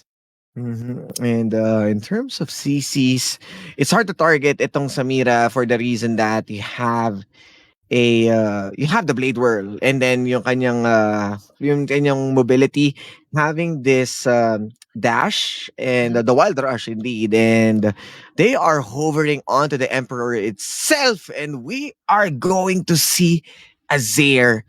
He's back on board and we saw how this guy affected most of the games, most of the big games from worlds, from even onto the playoffs that we saw from multiple tournaments, and this time in the hands of Pylon. I'm thinking if there would still be going to bank on for an assassin kasi they don't have they banned the Syndra, they banned the Lissandra. You also don't have the Akali. So Yeah. what's next for Tigers? It's really scary, especially with Azir. If ever he gets the opportunity to go into a team fight and Emperor's Divide, huge CC. And remember, there's still Maokai, there's still Oh, Nautilus. So there's just so much. And now Teletigers locks in onto their draft. you have the Swain, and yes, another control mage, but another tank that we're going to expect who's going to jump into the fray alongside with the Sejuani. But right now, things change as upon removing itong Aatrox natin, we're going to see a Fiora, one of the shredders of the tanks, might be going up itong sa ating I mean sa Jax. So meron siya mga weak spot, pwede niyang kunin yon and the thing about Pylon, it feels like we are moving further onto the late game as you have Jax and Samira on both ends. Yeah, Ooh. it's going to be looking like that, Osai. And for Teletigers as well, they lock into Sejuani. This is the champion that won Teletigers their first game up Mm-hmm, against mm-hmm. PUP in the upper bracket semifinal. So this change of draft, this fresh breath of fresh air rather for Yeah. both these teams could change things around. It could go towards PUP, it could go towards UST at this point, but as you stated, Pylon Esports is going for more of a late game type of situation, so they have to delay, they have to play the patience game. Yeah, as we saw already onto the previous game that they are capable on doing that. But maximizing the draft, Swain definitely if he wants to be tanky, kailangan niya mag-Jackshaw. And going up against Azir, who might be focusing towards a Leandris Torment for the reason that mostly tanks, you have Sejuani and Swain na kailangan mo muna mag-front to back before entirely decimating itong napakalikot na Lucian. So there's so many options para dito for Pylon. Pero Teletigers, it's they're looking good. Pero ito na yung switch up na ina-expect natin Infinity. We saw Cresho on Isaiah, decent ADC. This time it feels like Tenebria is the one who's going to be the support. It could definitely be. I mean, Cresho is really flexible. This is what we've talked about, Osiris, from our review a while ago when we were calling. Like, what could we expect in this game? Because definitely there is a huge mystery going into the grand finals Yeah. of the Alliance Games 2022 for Split 2. And what we have mentioned for Cresho is his ability to be flexible. Battle Whale to support. Sure. I'm going to go ADC. Right? That's Yeah. his flexibility. And that is what we love to see. And we keep on talking about this. Wes has mentioned this a while ago. This is the prodigal son. This is the prodigy in League of Legends. So a lot of expectations on himself as well. Who would you be? Lucian? Nami? Regardless, this could be huge effects up against PUP.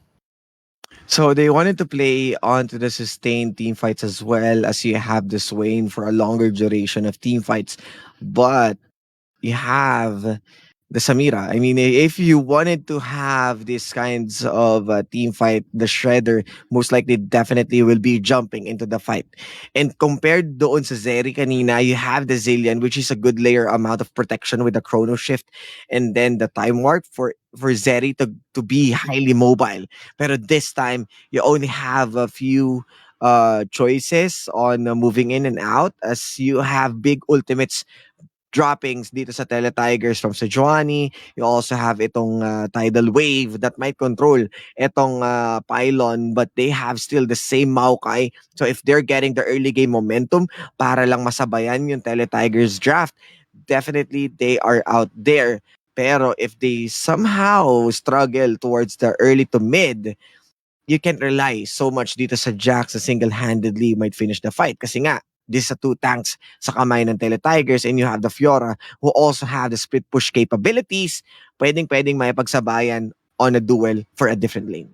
Yeah, and I've been thinking, right? Because Corks a while ago in game number 1 was consistently roaming into the bottom lane, gives him a Yeah. huge lead before going into the mid game, going into the late game. But we now have Samira, and Samira, as we all know, is really squishy before going into building her first item, second item, third item. So it would be so much more difficult for Corks or even the bottom lane for PUP to be able to secure that first blood, to be able to secure that early lead on what we're talking about. And UST at this point is on a ticking time bomb. Yeah. Has to farm, get those kills, punish Samira, punish Azir in early mid game, and punish this heavy late game power spike champions so that PUP can be punished. Go into game 3, even level playing field for the grand finals. And they have Fiora as well. So in case things comes to worst, they could always pivot themselves into like split push, put pressure on the side lanes. Yeah.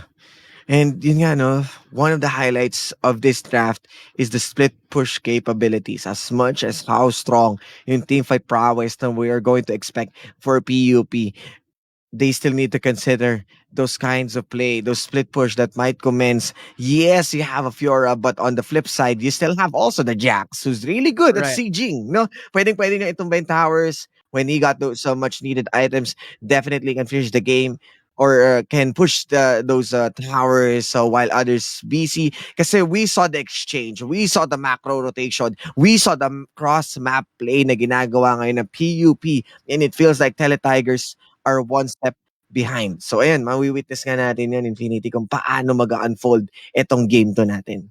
Yeah, and I am excited. I mean, game number 1 initially in first 30 seconds, like Teletigers went in charge into the bottom lane, hoping for a depth brush. It did not happen. PUP was scattered all across the map. This time around, what would happen? Is UST going to do that the same thing, or would they not do it? Because from what I've understood, in the early game, they have the lead, so they could punish and they could force out Mhm. fights. Yeah, and with the punish, with all of those things na ina-expect natin, I guess it's time to head on to the rift. It's time na ba para maramdaman natin kung kanino nga ba mapupunta itong game 2? Because it's always has been Pylon one step ahead, and they are also one step ahead on claiming itong championship. They got the 1 point. Tele Tigers needs to bounce back. If not, we are going on to the match point para dito sa PUP. And I am excited. Game number 2 is right now here in the Rift. And yung kanina nating sinasabi, Osiris, it would not happen. There will not be a 5-man roam from Tiger from UST in the first 30 seconds. However, an initial fight, a 1v1 with Jax and Keith just roaming around on top side, will have vision with each other. Mhm. Okay, you have the sapling once again being utilized at si Corks muli ang gagamit ng kanyang Maokai at dala niya ang kanyang Charmander, si Red Pokemon. Ang kanyang Red Jungle Buddy.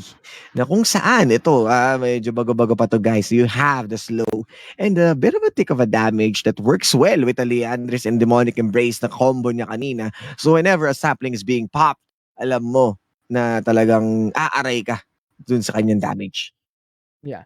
And a while ago, Osiris, we talked about vision, right? We talked about the importance of vision. Even Wes has stated this. This will be very important. And if we're looking at the map at the moment, first minute and 30 seconds, you already have vision on enemy jungler from PUP up against UST on the bot quadrant jungle. And you also have vision onto the river. And this just puts much more safety net for Light because he knows if an enemy is approaching, and this is going to be so much more difficult for USC to be able to maneuver into the mid lane. What would happen? How can we farm? How can we make ganks? And this would be very important across Oh. the board from early to mid to gain vision all across. Oh, starting things off, the flash na mga galing dito kay Trey. Yes, the heal will be burned. Pero mapapalayo dito si Crasho. Tenebria still going hard against Rubiker. So nararamdaman natin yung early capabilities dito sa side ng PUP. But the sustain coming in from UST is still there. Habang onto the flip side, just using that counter-strike. And Keith, they're just going to chill after that. Right. And this is what we were talking about a while ago. However, Keith, Oh, weak spot. Grasp is completely demolishing itong si XT, but the repost, the oh, counter-strike into the flash para tapusin agad dito si Keith, and this is looking bad against Tele Tigers because Jax, works. the first kill, habang si Corks, nandito na. Here comes Deviant, hahanapin nila dito pero mga rurut na nga, and here comes the sapak na lalapag dito kay Crescio and everyone from PUP. The double kill once again from Corks will be coming.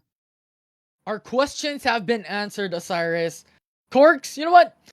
We have the late game power spike, but we're not gonna falter here in the early game. They're still roaming into the bot side, and that should be respected by Crescio and Tenebria. However, 1v1.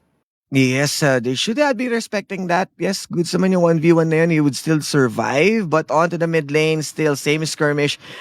Yes, it was a good raid for Deviant to be present on that, but resources has been burned. The health disadvantage coming in from Tigers, they can't really pursue as much as how confident itong pylons. Mm-hmm. Definitely. And so far, what PUP is doing is accelerating their power spike. We're talking about late game Ooh. power spike. We're talking about their prowess in the late game in 15 minutes, 20 minutes, going to 30 minutes. And so far, with their 3 kills immediately coming through, it's just going to be swiftly coming across on building their items and going faster onto their pathways to success. In terms of Success Infinity, it feels like Wes is getting his votes correctly. Right. Yeah. Ang PUP Pylons is doing it, and I am now slowly being converted on how good these guys are. And we saw also onto the comment section that they are ready to be kalbo para lang ipusta ang kanilang mga sarili dito sa ating laban na to. That's how well they are devoted on making sure that PUP is gonna win this finals. Right. And it's really scary. I'm now going into the dark side as well, along with you, Osiris. Bring us back! Bring us back! Because so far, this is shocking news. A lot of people, a lot of the community is expecting UST, you know what, to be defeating Pylon Ipsilos because they have defeated them in the upper bracket Yeah. semifinals. But on a shocking turn of events, now it's PUP who's punishing UST at this point in the grand finals. Yeah, and considerably, they played a lot of games. Tulad nga na na-mention mo kanina, no, they are well filtered. They know the meta with how well they played against Recticanos, and we saw a bit of an inconsistency from previous games that they had. But this time, it feels like XD and the members are ready to cement themselves para dito sa ating grand finals. Although it's too early pa to decide. Pero with the 3-0 speaks a lot on how well Pylons is performing right now. Dredge line goes on the Blade Whirl. Nakikita natin dito si Rubiker, medyo napasobra siya still. You have the damage na manggagaling kay Crashaw and the sustain. So they need to bail out once again. Yeah. And from what we've talked about a while ago, XD. Oh, XD, but Corks will be there. You have the saplings, binabato na dito, and here comes Keith alongside with Deviant. Hindi tatama ang kanyang pagbunggo. Habang itong double members ng PUP wanted to show the lane and they can safely recall. Yeah, and with it being shoved away, with the resets coming in, Keith will be delayed with XD being able to go into the lanes much faster than him. So that is an upside to the very least for PUP at this point. And so far, I'm really impressed from PUP. From what we've Oh, mentioned a while ago, Osiris mhm. is the mechanical superiority of UST, Yeah. and PUP is matching that, even level playing field here in the grand finals. Yeah, and their cohesion, their synergy right now on Corks, making sure he's calling the plays, going for the ganks. Sobrang solid ng kanilang Or communication, and you can see Corks once again what I'm seeing ngayon sa PUP, why they are capitalizing a lot is for the reason that they are controlling the vision. Pero teka muna, dahil makokontrol na yata dito si XD, and might be the time para siya ay tumumba. But on to the flip side, ba isa na naman magiging biktima ng karahasan dahil tuloy-tuloy dito ang members ng oh PUP. And the trades are in. 1-1 lang tayo dito. Rubiker for Tenebria. Pero si XD na-punish doon. yeah, it's a bit of an overextension coming in for Rubiker. Like it was good already. It was a 3v1. Oh, However, light. light any moment right now. Okay. Doesn't use his Emperor's Divide. So a bit odd, but of course, you still have this Azir with the damage. Kayang-kaya niyang tapusin yun. So light, just roaming around and getting easy kills. Yeah, and just going back a bit, remember, Samira is a really squishy champion, so we have to keep that in mind into those engages. And yes, they were 3v1, but under the turret, 3v1 means nothing. So that is something that we have to think about consistently and not give Mhm. Crescio the goal that he needs to be able to scale much more faster than PUP at this point. And just look at Corks. From what we've mentioned, pressure, the dual lane, is important. And they're going Yeah, through. yeah. And again, as what we saw from previous games, na talagang yung focus nila will be here. Yes, mapapop si Corks ni Crescio, and this is not something that we are expecting from PUP, and they're still going in dredge line, but the bubble, they needs to flash out, pero Rubiker a bit late onto the fight, flash onto the light slinger, double attack, piercing light, and he is piercing the hearts dito ni Rubiker, and Tigers hitting back. Yeah, and this is the most unfavorable position for PUP at this point because 3-1-0. That's 3 kills onto Crescio. That is one of the most important champions or key players right now for UST in this game number 2. And now Maokai Corks into the backside as well for the flank. Oh, and don't have any choice but the augment ng glacial doon. Eh, slow down siya. Corks just working his way, saying hi to Tenebria. Still wanted to give the kill para dito kay Rubiker. Kaso, got the idea na kunin na lang yung sapling. So, Tenebria, tumumba sa kamay ni Corks. And once again, Corks is setting on a 3 kills as well.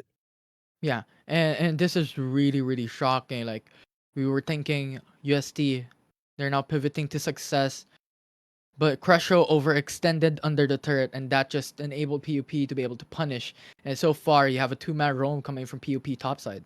Ooh. Dredge line once again para kay Trey. But here comes XT. Might be responding. But Keith, right now onto this Fiora. Three members ng PUP might be focusing the root, the smash. And they're going to grab dito si Crimson. But the Oh, damage is there. Crimson with the play. And they are expecting PUP coming close to them. And they are hitting back once again. yeah, hand-to-hand combat. UST, come at me. We're going through and through on this fight, and Crimson, from what we've mentioned a while ago, the mechanical skill and the maneuverability of this specific player is exceptional, and that was highlighted from that mid fight where Rubiker was Ooh, going in for the XD. overextension again. 2v1 Oh, though. may ipit siya dito but he jumps in. You have the counter strike. Pwede niya palaruin to. Keith, taking too much damage pero three members, they are ready. Here comes Nature's Grasp. Matatali na nga dito yung Sejuani and Deviant will be the last man being left out habang si Keith needs to bail out. And they got another kill. So it means that PUP isn't going to stop there. Yeah, and they're always looking for those values to make it back, and PUP so far has a 700, 600 gold Ooh. deficit up against Tiger UST, but that's just so minute at this point in time, and both these teams are going hand in hand once again, bottom lane. Oh, Blade Whirl, he needs to use that. Pero ang dami na niyang nasalong poke. But onto the other side, once again, Corks making the play. The jump in, goes for the grand challenge. Wasn't able to finish the 360 and mag-smile ka muna dahil ito na ang kamatayan mo. At nahuli once again itong si Kuya Keith. Naku. Mahirap na. But right now though, Tiger UST, going for the bottom lane engage, going for the bottom lane push. And Trey as Rubiker are there as well. What would happen here? Oh, they're still going to continue a tidal wave. Ginamit na nga ang daluyong sa ilalim ng Torre pero tuloy-tuloy pa rin sila dito. You have the Rift Herald. Hinedbat na yung Torre and Trey. He's going to stay as again Tele Tigers hitting back with what they got. 4 members being invested for this duo bot lane. Mechanical superiority, Osiris. This is the UST that we knew from the upper bracket semi-finals, and so far they're acting on it. With the turret down into the bottom lane, they have a huge gold injection for each and every single member for UST, and Light is attempting to go for the gold plates, but will not be enough though. So now PUP is on a 1k gold deficit, and slowly but surely, UST is creeping back. Okay, so we are expecting Crimson is going for the Jackshaw if he really wanted to play on a tank, but it feels like he wanted to go for a Rod of Ages. Pero Keith, mukhang may ipit siya dito as 3 members of PUP will be there. Uses the Emperor's Divide. Call the ambulance as first aid. Keith isn't going to survive. Isn't going to let him slide para dito sa side ng UST. I love that. First aid kit. Yeah. That He needs that. analogy, man. He needs some band-aids because he keeps on getting ganked. And Keith, we are expecting again that he's is coming out on top sa isang Jax as a Fiora. Pero the much needed attention, no? Kung si Corks, he's focusing the bottom lane. This time, it has been Light who's repeatedly going onto the top lane para lang maprotektahan si Jax. And yun nga, si Keith, no, he's having a hard time this time again. This is the second game. Kahit mapa Aatrox ngayon sa Fiora, hindi pa rin nagiging sapat yung kanyang ginagawa.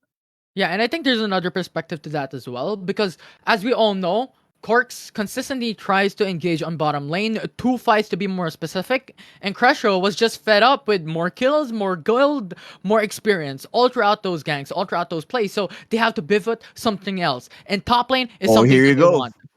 Once again, pero upon discovering that there are other members of Teletigers present, he's just going to press the reset button, pero they're not going to let that happen. Kung gusto mong umuwi, papatayin ka na lang namin para mas madali.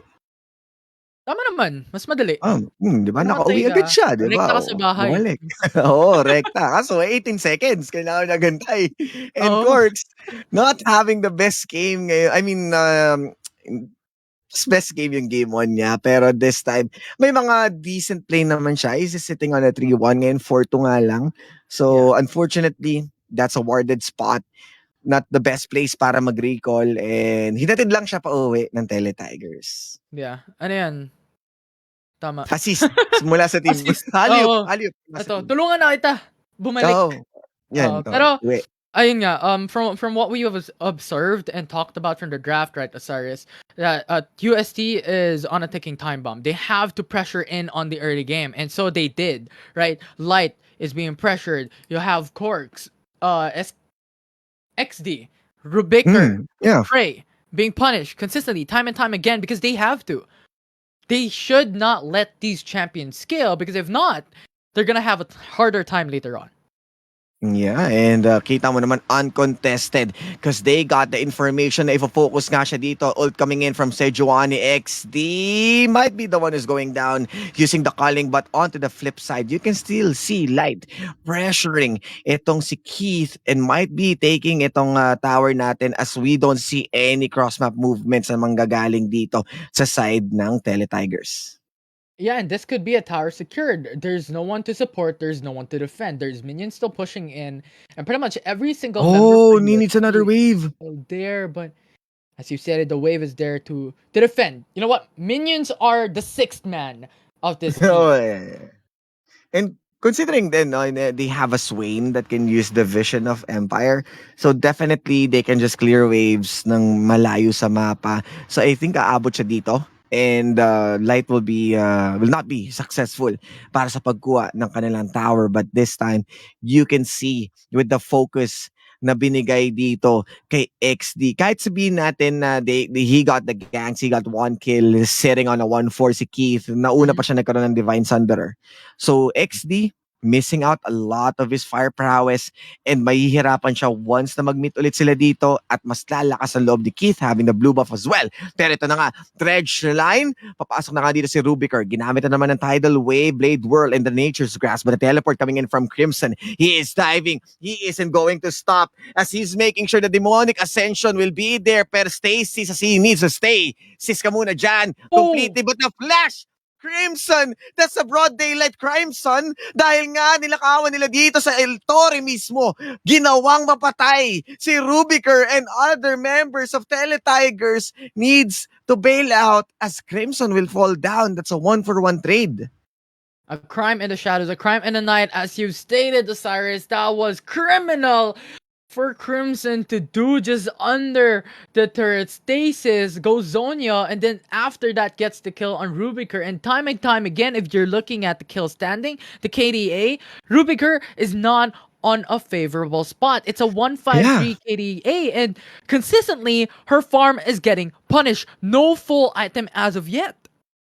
Yes, and slowly but surely ang galaw dito ng Tele Tigers. We may not be seeing a lot of haymakers landing onto their side. Yes, 11-11 onto the scoreboard. Nakala natin may sale dahil nga sa sobrang init ng bakbakan dito, no.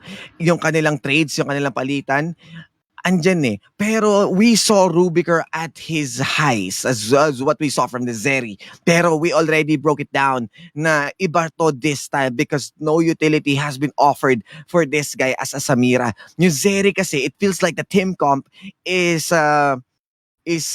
made for him to shine. Pero this time, parang it's all about self-effort for now. Lalo pat si Crescio na yung naglalaro sa ADC. Plus, on top of all that, as we've stated, Samira is really squishing it in the game. Oh, but looking bad, the Nature's Grasp, pero completely yung damage dito ni Crescio, pwede niyang gamitan against Corks, hindi pa rin tutumba. But here comes Light, making the heaviest damage and punching these members, making sure na makakabawi pa rin sila dito, and the flank from Keith isn't going to let that happen. Here comes the Shurima shuffle. It feels like the cards are being shuffled because the change of hearts na makikita natin dito, they are running away sa Demonic Ascension, but he is the ascended. Azir is the ascended one. But the finisher coming in from Corkscrew as he's going to finish the punch. What a way to go into the mid game, Osiris. This is Gore going in for the flank from the back side. They got access to the back lines, followed up by PUP, and Tiger was just pincer from all sides. And that is the pinpoint for PY so that they can punish Tiger UST. They bring down Cresho, they bring down Tenebria one by one. With a third down into the mid lane, they have map control in this game too. Oh my goodness, this is looking good for both sides, but PUP made sure na sila ang mas ahead dito, and that's the timing that we need, and that's the respect Crimson demands, na kung saan lumayo lahat ng members para hindi maramdaman yung kanyang sakit na pwedeng ibigay sa PUP. And right now they got again the momentum, it's swinging hard onto their side, and a few seconds pwede na tayo maka-witness ng Dragon.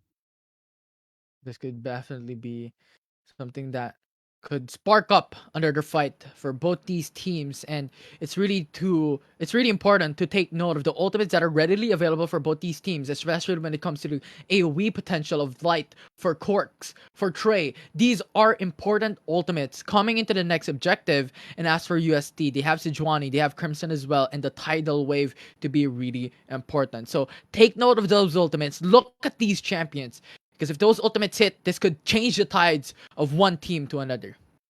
Yeah, and then Tides ngayon, especially Infinity na nasa side talaga ng PUP. Pwede pang lumaro dito na maayos ang Tele Tigers. I mean, once na mabasa nila yung galaw dito ng PUP and having their own tides, making the waves na mga galing kay Tenebria with the counterplay, what's good about the PUP is their nature's grasp. They keep on landing it to crucial targets. Tidal Wave has been landing on a few people na alam nating makakasurvive dun sa kanyang tsunami. So right now, uncontested Dragon, this is the second Drake para sa kamay ng PUP.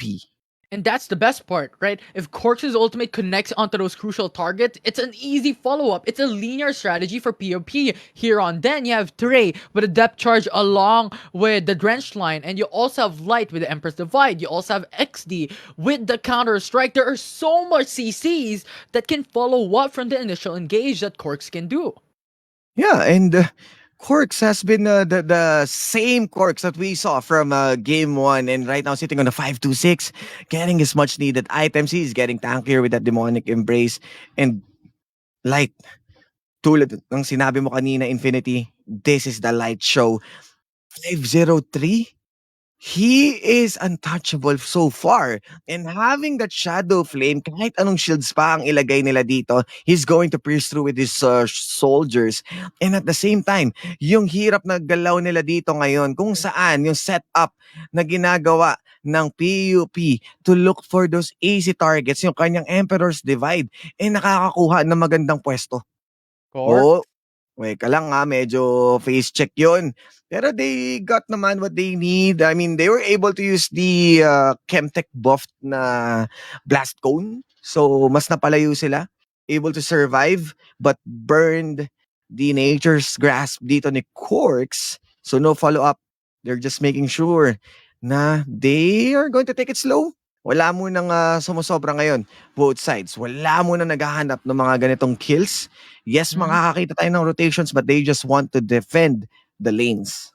Yeah, and a while ago, I'm glad that you mentioned about Light being the Light show, right? Having 503 KDA, because you know what? We're going to have another fight in the mid lane.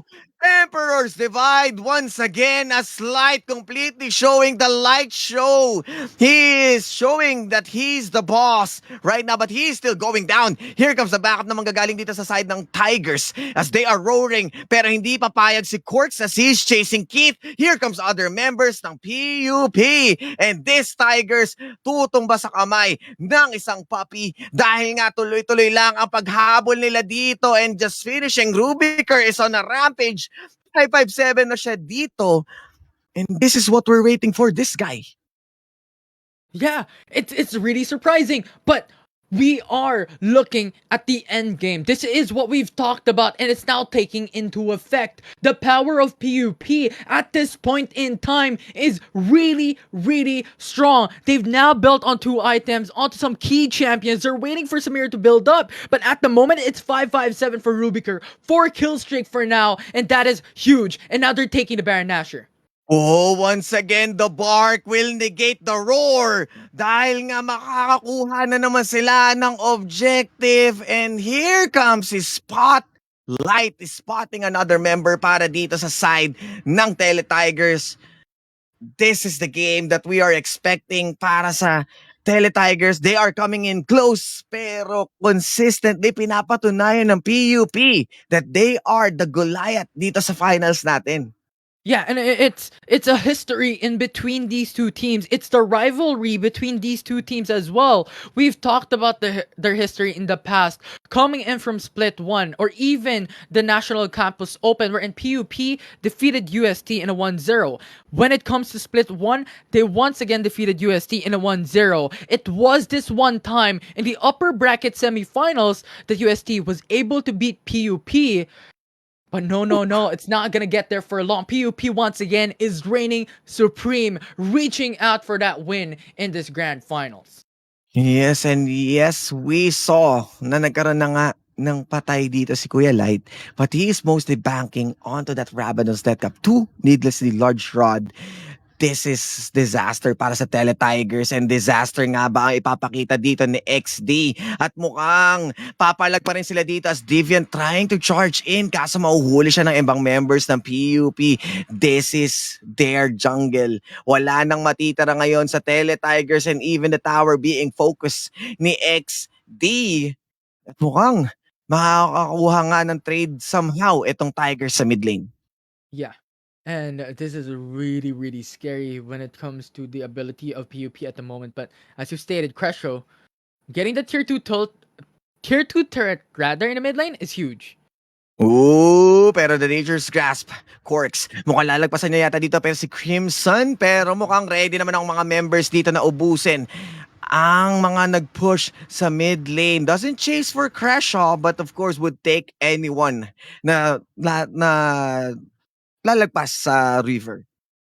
And now, with PUP being able to kill down Crimson, they're now able to push the mid lane. They're able to punish and push and shove the waves through and through. This is what they need. This is what they want. And Tiger, for now, has been so good in burning the Baron buff. PUP has not secured a turret so far all throughout the Baron buff, and PUP has to convert.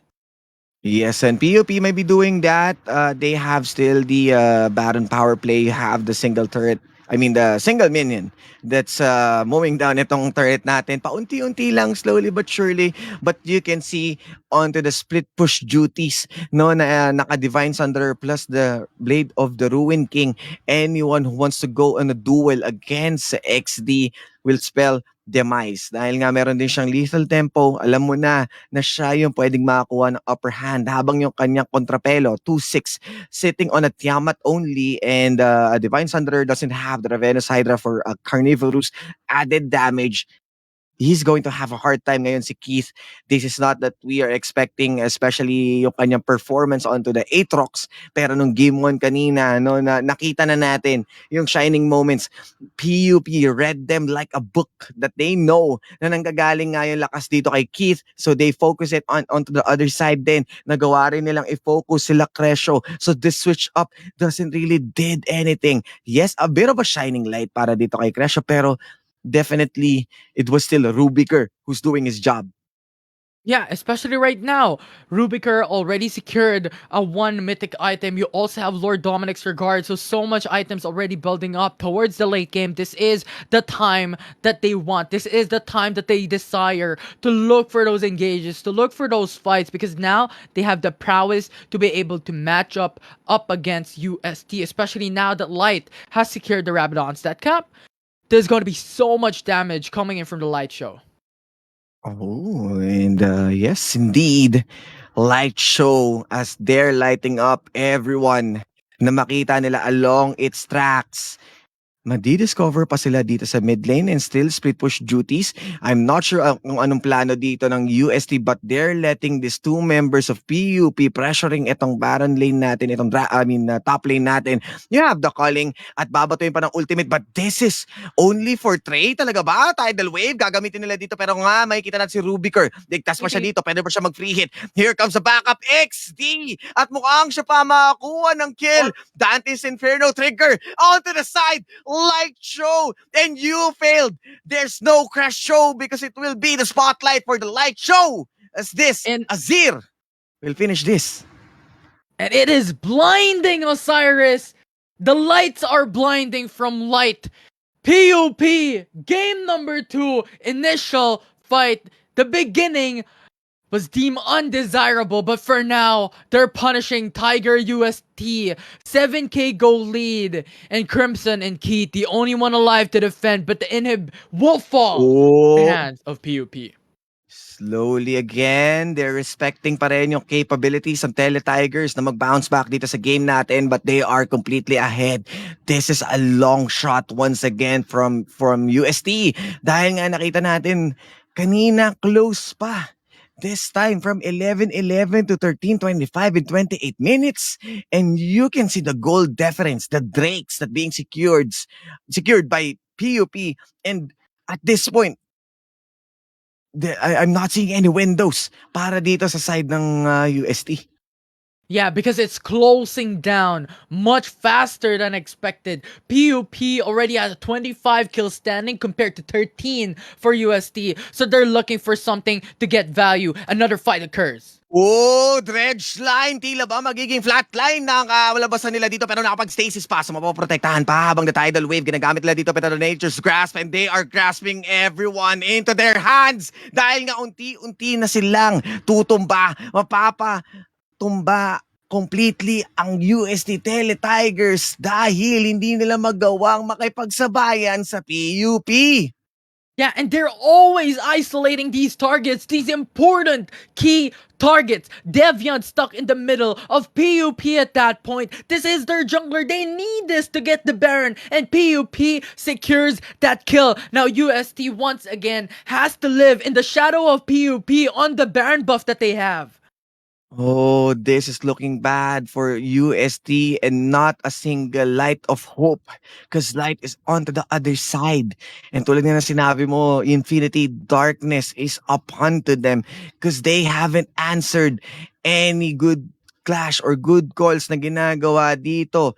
Trey consistently looking for the targets at nagagawa nilang itumba agad with the death charge. So overall, talagang napaka-effective nitong Nautilus na to at nakita na natin yung capabilities niya once na makuha niya yung momentum bilang support. Oh, Oh no, if they get teka this. lang, Infinity, dahil pumasok na naman dito si Dave. Oh! The steal!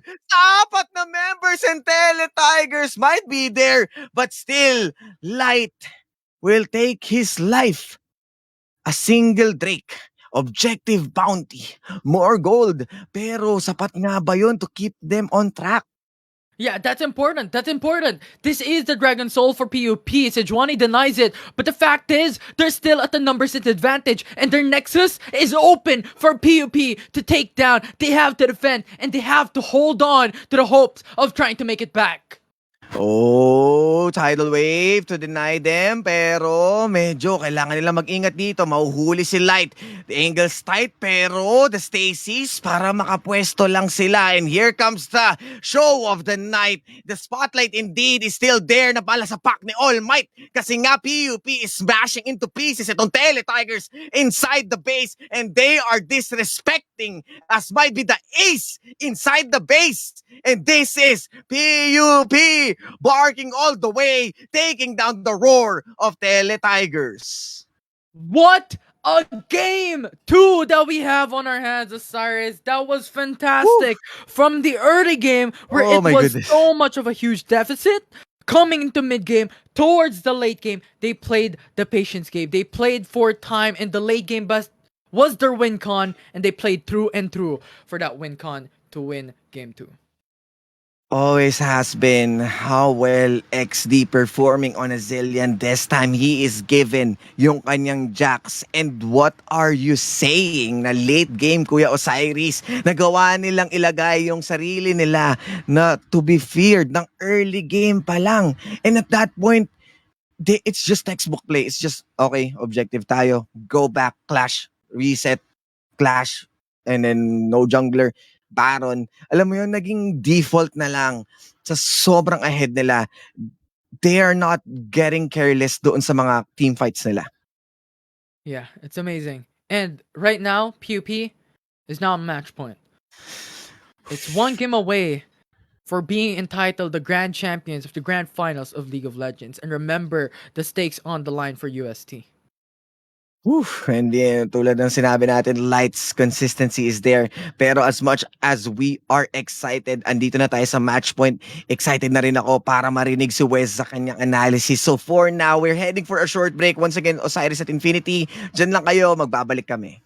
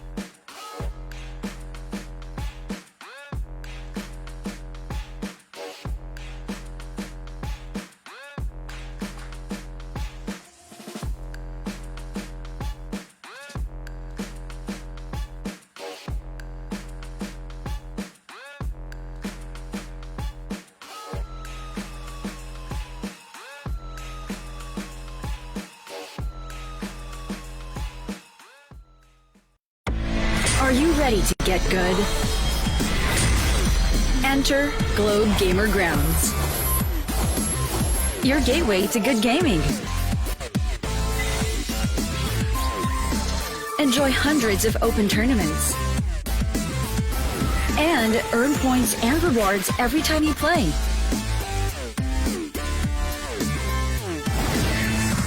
Register for free at globegamergrounds.com.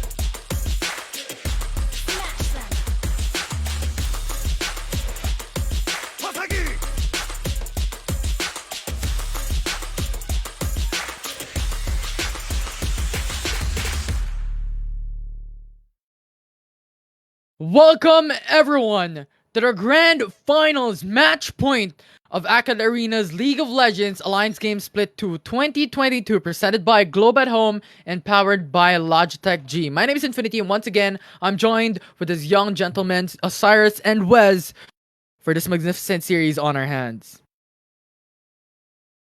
Match point. For the side of PUP. So, Go West, go take it I mean, away. UST has done a tremendous job, has made a really good counter in terms of moving together as a unit this time around, especially in the early game. This is their core strength that they are now able to take control of, you know,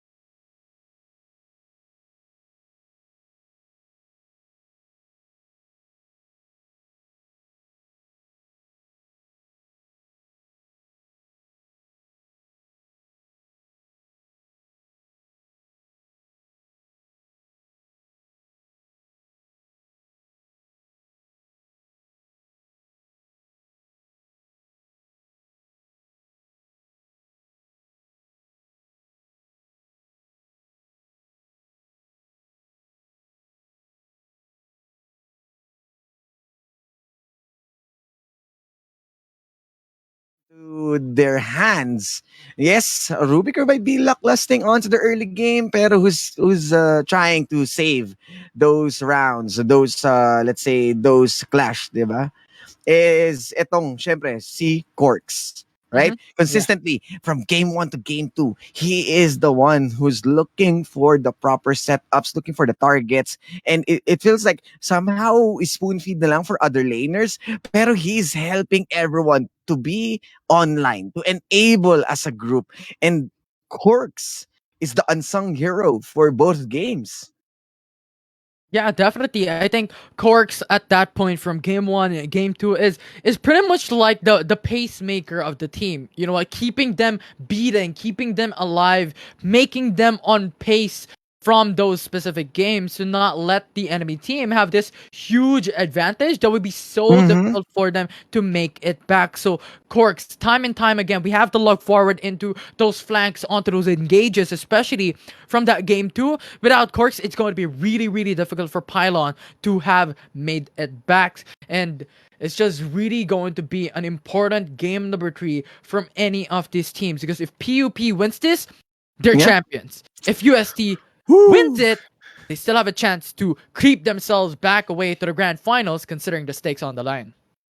Slowly but surely, the same as what we are expecting from Teletigers might be. But ikaw ba, Wiz? I mean, you are voting for PUP. But Yeah. is this gonna be the nail in the coffin, or Mm. I mean, you can feel? we were Mm, able to see that UST were able to climb their way up in the second game. So if ever that PUP might be a bit too overconfident, I mean, we already saw that yeah. Rubiker can be a ticking time bomb, time after time. So early on, he did kind of die quite a lot, giving a ton of gold to Cresho, but it still needs a ton of consistency for the side Yeah. of UST. So, despite the fact that I am on the side of PUP here, or at least I am rooting for PUP to win, especially after seeing them perform top of the top level in the losers Mm-hmm. bracket, here in the finals, it's going to be a lot more of what they have shown before. Of course, all of those experiences that they were able to play in the past few weeks, they need to use all of those and place them now into this finals because this is it. There's no losers bracket once you have lose in the finals. So UST needs to perform pretty well as well, and I do hope that this will be a good comeback for the side of UST.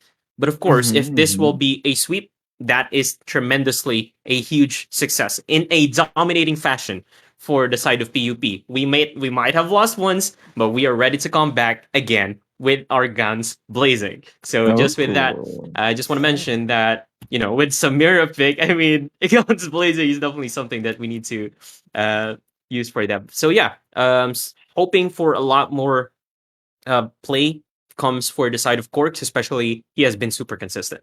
He's been the driving factor for the winning side, which is PUP. So I'm hoping a lot more, possibly aggressiveness when it comes to the side of Deviant, because they were on the blue side this time around. So usually, if we watch Worlds, right? Yeah, Yeah. in the worlds, yeah, everyone in the blue side gets the winning factor, but it seems like they are Mm-hmm. having the problem despite having that first pick. So they really need to think through, especially when it comes to these champions that they are picking. So with that being said, I'm leading it all to you guys, Cyrus and Infinity. What do you guys think?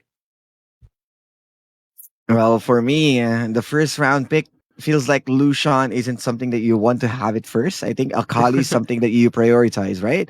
And Yeah. then having the blue side, tulad nga na sinabi ni Wes, no, it's a huge emphasis for the reason that you're getting the first pick, pero hindi nyo kinuha yung Maokai. Not even a Hecarim to answer it. Yes, they settled on a Sejuani, pero the pacing isn't really that as fast how Corks is doing so. So I think that's something that they need to consider. How about you, Infinity? Yeah, and I echo your thoughts there, right? They're leaving a lot of these champions available for Pylon to pick up. They're even still also leaving up the Volibear as well. They still have a lot of champions to Yeah, break down, right? They exactly. they ban away Yone, they ban away Silas, but they're leaving Maokai open. They're leaving these champions open. That Pylon really knows like the back of their hands. They're actually capable of using these champions, and it's really, really strong. And Corks is really the center of it all. You have to punish Corks to disrupt the early game advantage, to disrupt the early game roams of the junglers for PUP. Because from what we observed from game number 1 and game number 2, it was actually quite different. You have Deviant just farming, focusing on top side to hope for a kill, to hope for something to happen, and that needs to change. They have to disrupt how Corks is doing it. Yeah, and I think that's all as we might be heading na sa ating draft as really excited as a really good breakdown mula kay Wiz. Pero makakasama ulit natin siya mamaya. Yan ay kung makakascore pa bang muli ang Tele Tigers. Pero this No. time, it's Pylon and Tele Tigers for the last game ever sa match point na to sa kamay ng Pylon. It's going to be really, really scary, right? I think now Yeah, that you nakakatakot, 'di ba? Like we voted for Tele Tigers pero tayo yung nasa match point ng PUP ngayon, right? Yeah, and now that you said it, I don't know if we're gonna go to Caster's Curse. I don't know if we're going to game number 5, since Teletigers is now down to 0. It's really going to be quite interesting to see what this game 3 would uphold, though. Now, Pylon, they ban away the Seraphine, and as for UST, they've listened. They're banning away Maokai. Okay. So this is the best decision I'm going to do for now. Kasi like 2 games consistently, 'di ba? Nakita na natin.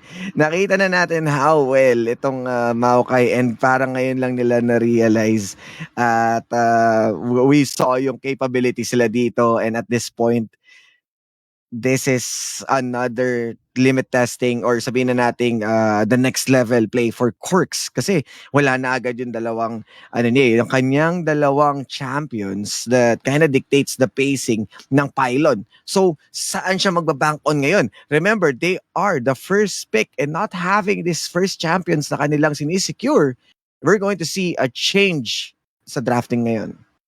They could still pivot themselves onto the Volibear. They've used it in the past for the junglers for PUP. It's still open. But the question is, if UST is going to ban away this champion, what else could the jungler pick? And this time, it's Light who is going to be targeted by UST, banning away Azir. Okay, I mean, napaka-wide ang champion pool, no? And that's what we always discussed nung ating break, na napakadaming control mage. And kung we're going to reflect back dito sa Worlds, is you still have Victor. Pero dahil nga, they need to spend a lot of bans targeting Corks. That's a 2-man ban para dito kay Corks and Light. Missing out itong Azir. Remember, Light can play Akali, and they are playing onto the blue side after nitong 2 picks ng Tele Tigers. If they're going to deny further, an Akali definitely be present sa Pylon. Yeah, and now the PUP has locked in onto the Caitlyn. This changes things up. This will be the champion for PUP in the bottom lane. Osiris, this is what you've mentioned a while ago. Akali lock in for UST. Should be. Yeah. As it should be. Crimson really good at playing Assassin. We also saw that yung kanyang highlights. This time, babalik na rin tayo sa Sejuani. Ginudge natin to ng previous game kasi nga sobrang ahead talaga ni Corks for now. But having the Caitlyn has been the comfort pick, and this is a targeted ban sa kamay ng Pylon. It means that they have the opening. They can go for a Volibear or Nautilus if they still want to protect this Caitlyn, but they might be banking on towards the utility or the speed up para makapwesto itong Caitlyn, as she already got the Yordle snap traps. So, mapoprotektahan na niya yung kanyang sarili. So, might be a really good pick dito na ilagay nga ang isa pang conservative support. Kaso, ang pinaka-worry ko lang dito, not having... Ooh, okay. Teka lang not having a tank, medyo less yung magpipil para dito sa ating Caitlyn. Pero we are looking a lot of openings ngayon dito, and might be is this gonna be a Syndra supporter mid lane or a top lane na Akali that we're going to see. Pero mukhang Swain pa rin talaga ang ilalagay nila dito. Can play on a Rod of Ages or Jackshaw if they want to, pero Malzahar Pylon is something. Yeah, it is going to be interesting. This is the first time that we haven't seen, the jungle showing up in the first 3 picks for PUP in the grand finals. as of yet. So the Mhm. bans are definitely going on to the jungle towards these high level champions for PUP. Like who would be the target? Yone is still available as well for PUP to pick up. Remember what we've seen from game number 1 and in the past in the Baron lane. So still an option for them. But for now, UST banning away Renekton and PUP answers with a Lucian ban. Mhm, mhm. And this expected, kahit natalo sila sa previous games, nakita natin yung capabilities or sabihin na natin yung strong output ni Crescio towards Lucian. Pero hindi pa rin natin nakikita yung Renata Glass ni Crescio. So I'm expecting them playing it. Ang dami nating pang-lockdown dito. Snaptrap, you have the Lubid na manggagaling kay Karma and of course, yung kay Malzahar. So Kindred might be a really good pickup if they want to have another damage dealer. Pero dahil nga tinanggal ng Teletigers, they might be opting for another different jungler. I'm thinking, ang pinaka nasa isip ko lang din ngayon is a Volibear or, uy, teka lang, ha? Ooh, Late game queen. yeah. Mukhang this is UST's game, ah. Mm-hmm. They're banking on a Kaisa for game number 3. I mean, it's all eggs in one basket at this point, Osiris. They Yeah. have to show up their biggest values, their biggest advantages, their most comfortable champions in this game 3 because they have to win it. If they lose it, everything would be gone. But there you go. Kassadin will be locked in by PUP, Osiris. Okay, so double AP. Actually make that 3 with the Karma, pero yun nga no, Casa din tulad ng sinabi natin, I mean diniscuss ni West that Casa din is there na nababan entirely. This time he is going to let himself out. Nakita niya yung kanyang daughter na si Kaisa. Sabi niya, Oh, didisciplinahin muna kita. Ako muna lalabas ngayon dito, but an Orn yeah. Pylon. Oh my, we're seeing different picks right now. Yeah, it's a really new. And when a Leona, if that comes through, this game is definitely something that we haven't seen before. Mhm. PUP with a whole different draft this time Oof. around for game 3 and UST going into their strengths, going in for their comfortable champions for the potential last game in this grand finals. So this will be an XD Malzahar. Oh, okay. Support Malzahar indeed. And the jungle Karma. If Wes is listening, of course, this is definitely that what he's waiting for. Oh yeah. AP junglers, but Oh not yeah. Elise, not an Evelyn, but a Malzar. I'm curious about how Court is going to set up a tempo because Malzar isn't highly mobile. Yes, he got the lockdown, pero napaka-scaling ng lineup nila. Caitlyn got the damage onto the early game. Pero if you're facing an assassin with a Kali, and at the same time you have the Swain onto the front line, kailangan mo mag front to back. So kailangan mo mag bank in towards a Blade of the Ruined King habang itong ating Swain will be on a Rod of Ages. So it means that we're getting a lot of HPs and then meron pa tayong frontliner Nautilus and Sejuani. So napakaraming kailangan i-consider dito ng pylon. So I'm leaning towards Teletigers this draft. Infinity, how about you? I am going as well because of two things. Like we're seeing new champions come through. We're seeing something different from the upper bracket semifinals. They fought up against UST, and it's a different scenario from what we've seen in lower bracket finals, and that puts a huge mystery for PUP. Mhm. And the second one is Teletigers. Their draft. This is their comfortable champions. Sejuani. This is the champion they picked up against you. PUP rather, in the upper bracket semifinals. Crimson has used Akali in the past significantly well. This is what we've highlighted a while ago, Cyrus. The outplays that Crimson can make with this Yeah. champion. And that puts me towards the side of UST for this game 3. And there's a big reason why we are considering right now itong Teletigers for the reason nga na tulad ng sinabi mo, this is the draft that they wanted to do and at the same time the freedom na magagawa dito ni Keith on that Akali. I mean, sigurado namang flip side to. Sigurado namang Akali would still be a mid lane. So, let's see if this will be a lane swap or definitely an Akali top. No, Mhm. so light on that Kassadin with the impeccable performance that he did from the previous game. It feels like this is a good chance for him to pop off even further. Double, I'm not sure if Kassadin would be going for a much more tankier setup or wanted to go for a Rod of Ages kasi kung ganun man, they're going to stack both of them, itong si Swain at saka si Kassadin. So this Yeah. might be a static lane and by level 6, might be going for a good roam itong si Corks to shut down Swain before maximizing the Rod of Ages or taking down the Akali first. You have the Brittle para dito sa Ornn, so pwede nila mapalambot yung other members ng Tele Tigers, but the brittle distribution isn't really as efficient as it can be kasi pwede siya maiwasan.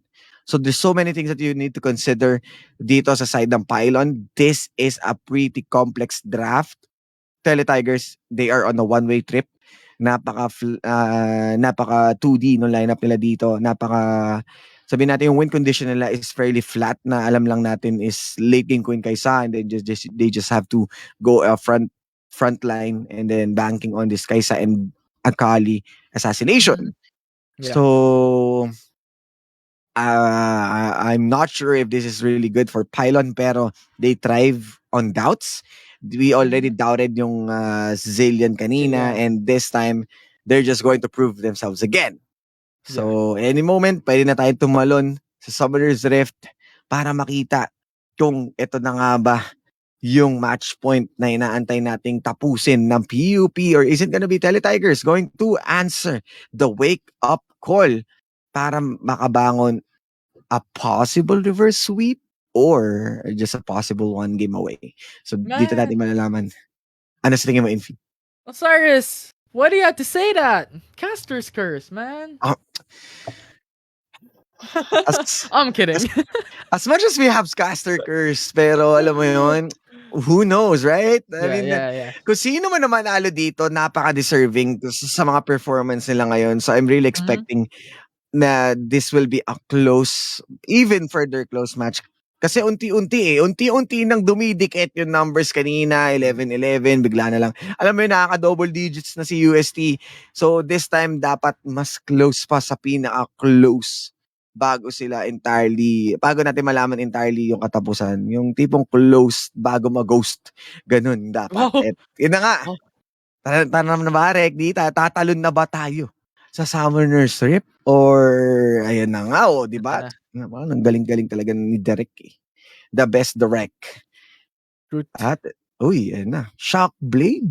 Kasa din. Uy, teka lang ha. Medyo cheesy dito ha. Ang Tele Tigers. Mukhang gumugusto na sila. Kung kanina, sa baba lang ngayon, dito na mismo sa red buff. And this is what they're expecting. Malakas sa kanilang mga level 1s. They got those stuns. They got those plays. And pwedeng-pwede silang makahuli ng isang Malzahar na naggagala sa gubat. Kaso ang problema, as a Malzahar player, prefer mo ang blue buff. So ngayon, dahil may nag-ward si Casa din, nabulilyaso. Nakita na merong tao sa red buff and Tele Tigers, abort mission, abort.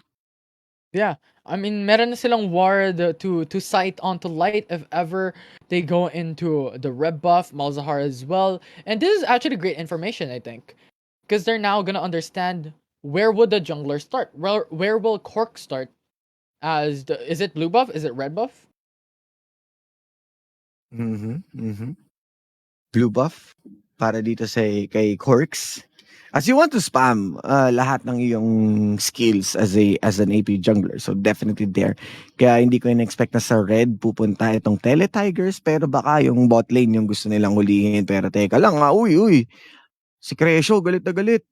Oh, Uy. early flash coming from Rubiker. Uh, Along with a cleanse, and this is surprising. 30 seconds, 2 summoner spell burnt immediately? He can definitely run papunta sa river. Yeah. And out of range siya ni Tenebria. Oh, interesting. Interesting, Infinity. Yeah, it absolutely is. I was shocked myself. Like, What is the reason for this? Maybe he's planning to play it very safe. Maybe he was thinking, since we've seen a 5-man roam into the jungle invade, maybe it could be a death brush that they were waiting for. But unfortunately, it was a bait. They're playing psychology here, Osiris. Ooh. Yeah, and I'm really it's a really questionable play pero alam naman na natin si Ruby Curry, sometimes talaga siya and nakita na natin yung kanyang highs nung game 1 and then the lows of game 2. So malay mo ngayon medyo yung gitna naman yung mawi-witness natin. So Ah, nakita na natin yung iba't ibang lakas ng per team members ng magkabilang team and both of them really delivers in terms of this grand finals. Pero eto na, we're back Infinity. we're back into the game as you stated, and something that I've noticed though, Osiris, what do you think about Kassadin? Since we all know when it comes to a Kassadin's Mhm, food, quote unquote, would be mhm, squishy champions. But looking at hmm. UST's draft, what do you think of this? UST's draft, Kassadin, scaling pa rin tayo dito. Gusto nilang sabayan yung scaling na ilalagay dito kay, Tenebria sa isang kaysa, pero nakikita mo naman 'no, Oh, ayun pala baliktad pala yung nasa isip ko. Mukhang napa-flash na rin sila dito. Uy, mhm. okey. Tele this Tigers, first is blood. this is something that Corks did in the past. Now Deviant applied early invade or early gank into the bottom lane, flash stun. You have the follow up from Nautilus that allowed them to take that kill. Mhm. At kita mo naman ngayon dito yung aggression na nilalabas ng PUP ay ng, Tele Tigers and they're the ones going to maximize this Nautilus at ito na. Hook, stun, Light is there, gets the kill on Nautilus, but you also have Vegas coming in to take that kill onto Light. So this is a one-man down coming from PUP, followed up though by Rubiker, takes that kill onto one, make it a double as Vegas is the only one left for Oh, UST Tiger, rooted, the CC Chin, along with the silence. The blast cone is there though for Vegas to go over oh, the last wall, but Cork still one. secures it. 4-3 onto the scoreboard at etong si Corks na naman, Infinity. He is starting things up, sitting on a 2-0 habang itong Caitlyn natin nasa 2-2. So this is the best scenario para dito sa dalawang kakaibang pick nila. It means na they have the opening at mukhang hindi natin may kung kailan na naka-secure tayo ng Akali, wala naman si Crimson, si Vegas yung lumaro. Oo. Tsaka si Kate yung naglaro ng Akali this time Akali, around. oo. And I think at this point, you know what, Akali onto Kate, we all know his mechanical prowess, but we're looking for Crimson to use this expansion. Although right now Oh, it's a 3-man roam coming in no from flash. UST. They secure Trey in the bottom lane. An easy kill. Go back, get value. It's done. Oo, good null sphere para dito kay Light. Pero mukhang hindi na siya makakatakas. Might be running borrowed time. No chance para Oh. maka-survive and that's the kill. Pero yun nga no, Infinity, ang ginagawa dito ngayon ng Tele Tigers, they are returning the favor. Kung kanina sila yung aggressive kasi si Corks nandun siya sa jungle na talagang mahirap sabayan, na talagang magsiset ng tempo. Pero dahil nasa Malzar siya, malambot ka, wala ka pang level 6, you're going to have a hard time providing those ganks. Yeah, that's right. And we're almost nearing that level 6. That is something that we have to look forward into. Keith going for the shuriken flip. Receiving a lot of damage. XD. Now into the bottom lane though, on the opposite side of the map. Rubiker is very low. Then Abria trying to catch up, trying to get that kill. On the Oh, the top side once Britain! more. Kate is very low at 1 HP. Almost takes down one for another. Really, really close so far on two side lanes. Corks is Oh, there. Has seen onto Deviant. Shuriken flip will not connect. So much is happening here, Osiris. oh, X-Flash! Good body block. Going in for the root onto Trey. And now Exhaust as well onto Root. And followed up by Rubiger getting that Whoa, kill onto Rubiker! Tenebria. And now the double once again securing his fourth kill. Oh, this is bad for Deviant. Oh, Orcs getting on the 1v1 up against Deviant. With a potential flank coming in, the flash, the shuriken flip will not connect, and now this is a 2v1. But Deviant will be able to secure that kill. Keith trying to catch up. XD is alone on top lane. It is really dangerous, but a call of the Forge Guard going in for the knockoff Wow, onto Deviant. 1 HP, secures the kill. The no. Shroud buys time, delays it, but XD with a knockup onto Keith. The Shuriken flip, trying Oh! to outplay, Double! but the double secured by the Baron lane for PUP. PUPXD with the double kill. The Brittle, naging peanut brittle yung dalawang members ng Tele Tigers, Kuya Inby. Masyado silang nag-overstay and the call of the Forge God. At alam mo naman, dala-dala niya yung kanyang grasp of the undying. So may babalik at babalik na buhay sa kanya and being the tanky, pati yung bellows niya. At maganda yung ginawa niyang body slam doon sa usok ni Kuya Kit. Hindi siya natakot, hinigop niya yung usok. Tapos binugaan niya nga dito si Kuya Kit. And at that point, they are bound to fail with this Ornn who's getting that double kill. And at that point, having Ornn get 2-0 in the initial start of this fight, 8-6 kills standing from both these teams, especially for Rubiker, so much gold is being funneled into the carries of PUP.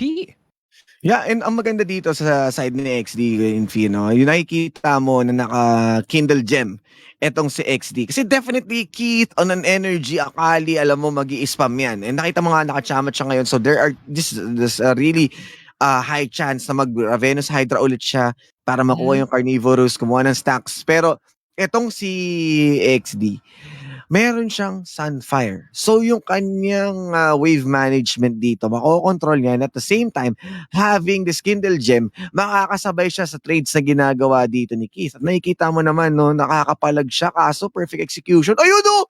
Keith going all in, but it's just a bait! Corks comes through to the perfect time, gets the kill onto Keith. At yun na nga, na-bait out. Ini-expect natin another 1v1 pero mabilis ang cooldown ng perfect execution. Pero nako, naiwan si Corks. Root onto Corks, forces out the flash over the wall. Vegas is there, Deviant as well, but it's too dangerous. Forced to back away. They're happy with the summoner spell burned. Ooh, good play para dito sa side ng Tigers as they were able to burn. Tulad nga ng sinabi mo, natanggal yung flash. So it means that they are going to be safe para sa flash nether grass play na gagawin dito ni Malzahar, ni Corks. Pero ang maganda naman dun, meron siyang Hex Flash. Light. So they can Flash. be patient. Oh, they still want this kill. They're going greedy. And remember, the light show is showing up. Tenebria, though, trying to get that trade in. Dashes Killer onto the Instinct. ward. But it's not going to come through for trade with a trade. It is a 1-for-1. a support to mid lane, it means that Vegas getting his timings, no? Free Fine. farm para dito sa mid lane. Pero ito na naman tayo sa bot lane. Knocks up onto trade. The stun is there as well. You have Vegas coming in. That will be the secured kill for TGR, the Tigers Roar. Tigers once again hitting back with what they got. At the match point, nagagawa pa rin nilang maipagsabayan dito and even using the Rift Herald to take down the bottom lane. So Rubiker on his Caitlyn, mukhang madedenay yung kanyang lakas sa early game. Yeah, it's really, really difficult for now. Playing a Malzahar jungle for Corks, not being able to go for these invades, and so far going for the 1v1 top lane XD, but going into the mid lane as well. Another fight occurs. This is a 2v1. Vegas Light. now uses up the AoE damage, and Light is gone. What is happening sa PUP? The match point is slipping onto their hands as 10-9 tayo dito sa scoreboard. At tingnan natin kung magkakaroon ng conversion, pero flash lang naman ang gagamitin nila dito. Overall, still a big win for Tele Tigers to come back dito sa kanilang situation na kung saan maraming members ng PUP ang nakakuha ng kills, but they are making sure na makakapag-farm pa rin sila. Makakuha sila ng mga small wins para mag-springboard pabalik dito sa game natin at sa ating series mismo. For sure. It's really, really important. And a while ago, we were discussing PUP. They had so much gold lead, but for now, UST took it back with a 600 1,000 goal lead around that line. This is looking quite close, Osiris, from what we've expected. Nakita mo na. Drake kaagad ang susunod na gagawin dito ng Tele Tigers, and this has been the first Drake nga na naging pabor sa kanila kasi noong mga previous games, puro nakakuha ng Drake ang PUP. Sila yung siyang nagiging uncontested dito. So this time, with the momentum, with the damage, with the items na nasisecure ngayon ng Tele Tigers, and even yung threat nga dahil nga dito sa lineup. Trench line connects onto Trey, and now Rubiker is the only one left in the bottom lane, and Tiger just dives under the turret to secure the double. Now Keith and Vegas looks for Corks. Root will not connect onto Vegas. Light goes for the respawn as well. It is a 2v2, but Corks is very low. Pinned down, he's in danger. So Root connects onto Light. Call out the Forge Guard is there, but will not pull through. It's not enough. And XD finding the 1v1 up against Keith. This is a follow-up. Can Keith take it back? Will not do so, but in the end, it's a 2-for-0 trade in favor for UST. Oh no! And the team fight once again coming in para dito sa Tele Tigers. Nakakatakot ngayon si Vegas on that Dark Seal. Meron siyang 7 stacks. And although hindi pa tapos dikit yung kanyang Hydra, he is making sure na nakakapag-participate na siya dito sa mga fight na to. And what's good news about that is Tenebria. Nakakuha na rin siya ng kanyang mga kills ngayon. Siya naman ang ahead in terms of items. Yeah, depth charge now knocks up. Divine is there as well, going in for the 2v1.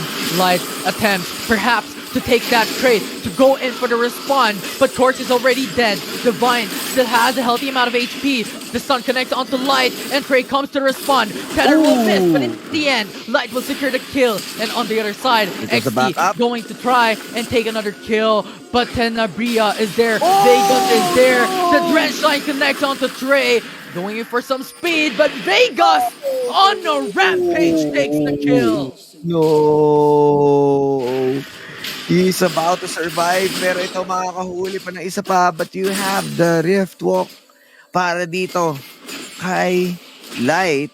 And this is looking bad. This is the Tele Tigers that we are expecting since Game 1. Hindi yung back and forth. Yun talagang sila yung nagiging decisive sa ganitong mga team fighting. And Corks playing on a Malzahar, it feels like this is not a good idea. Even yung towers dito ngayon, untouchable sa side ng Tele Tigers. Sa PUP, doing a great job defending them off, pero it feels like lumalayo yung chance na ma-close itong game na to. Yeah. And it's not just the towers that has not been touched. There's no objectives for the side of PUP. No Drakes, no Rift Heralds, no towers. And at this point, they're falling down behind so fast. 5k goal deficit. And now once again, Pressure going for the hook. Followed up by Tenebria for the Killer Instinct to secure that kill onto Rubiker. Ooh, Rubiker will pay the price. And this will be it. No? Ito na yata yung inaantay nating momentum na dala ng Tele Tigers and PUP. They are getting far. Pero teka lang. Great. Going in for the tether on Tenebria. Light follows up. This is shutdown coming in from Light. This is a fight that occurs at 3v3. Depth charge knocks up onto Trey. Karma is gone. And now Defiant is still going in. Calls the Force God going in for the knockup as well. But Vegas is just too strong. Along with the remaining members for UST.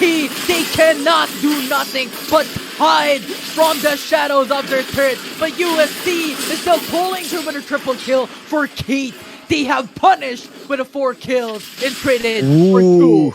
Oof.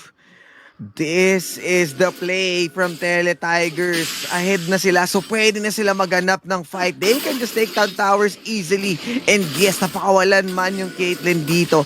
Nagawa naman nilang makasecure ng assassin at nagawa nilang kunin itong Nautilus mula sa kamay ni Crescio. In that way, yung dredge line, dahil nga hindi ganun kasolido yung ating frontliners, a Karma and a Malzahar, definitely this will be an easy snag for them. Easy kill. And napakaganda talaga ng kanilang playstyle ngayon. Oh, but Light just went in for the right flank, gets a kill once again, and this is something that they need. This is something that they want, because right now 5k goal deficit is not something that you want to attain for this game number 3, especially that you're on match point. Yeah. Match point indeed. And may nether grasp. Alright. This is a 4-man roam coming from PUP.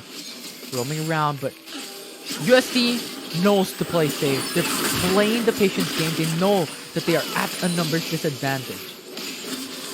Yan, and they're just playing onto the vision. And parang iba to na nakita natin sa PUP, no, na nagawa nilang kumuha ng vision. Tumaga sila ay may lakas ng loob ng mga previous games. Pero this time, sila yung nag-i-slow down and medyo hindi ito yung ina-expect natin para sa kanila na nasa match point. Parang hindi yata ito yung talagang inaantay natin unleash. Kasi kanina, nakita na natin pero may TP makikita, nakikita natin sa backline. 5-point strike into the backside, going for the flank as well. Defiant, Vegas, Tenebria coming in, denying the eye from PUP, and they're diving on a pinch. It's XD gone, Light and Trey, the only one left. They can't do nothing away from UST. The play once again. At yun yung play na inaantay natin kay Keith. Just jumping into the backline, making sure na maipit again si Rubiker. At that point, nagko-collapse na ang members ng PUP. This is not something that we saw, and that Malzahar pick isn't working well. Isipin mo kung kailan nakuha na nila yung Caitlyn, saka pa sila nag-slow down sa kanilang tempo. And yes, magandang target from Tele Tigers, yung Hecarim, yung ating, sabihin na pati yung Maokai, may Kindred. Pero Malzahar into the jungle against a Sejuani, Swain, and Nautilus. This is not something that you want to play in. Ito yung mga moments na Malzahar might definitely farm, pero sino nga harap bukod sa Ornn, bukod kay XD na hindi naman proactively roaming around the map, needs to work on his way para mabasag itong top lane and needs to make sure na naka-check ang Akali. You can't expect a single guy doing multiple duties at this point. Definitely wouldn't be. It's already a 7k gold deficit right now for PUP. 2 Dragons deficit, no objective aside from that Rift Herald, but not having the security of the eye, it's just too much of a pressure for USD at this point. And they have to look for something. They have to look for a miracle play. Look towards those bounties. A punish onto Vegas will funnel a lot of gold towards PUP, and they have to look forward into these 2 targets. Oh, perfect execution. Pero papasok na dito. Meron na ding Shroud. Nag-shuriken flip. Silent. PP now coming in. This is a 3v1. If it comes down to it, PUP still has huge respect. Now you have XD coming as well with a TP. It's a 3v3. It's a mirror of roams for both these sides, but it's a huge respect from PUP. They're just roaming around, trying to look for any targets. PUP. And this is not the same PUP that we saw from last 2 games that were able to roam the map at makakuha ng free kills. It feels like Tele Tigers sila ngayon ang pinaka-ahead dahil sila ang siyang makakahanap, and sa sobrang confident nga ng kanilang setup ngayon, even Crescio getting that Ever Shroud for more added damage.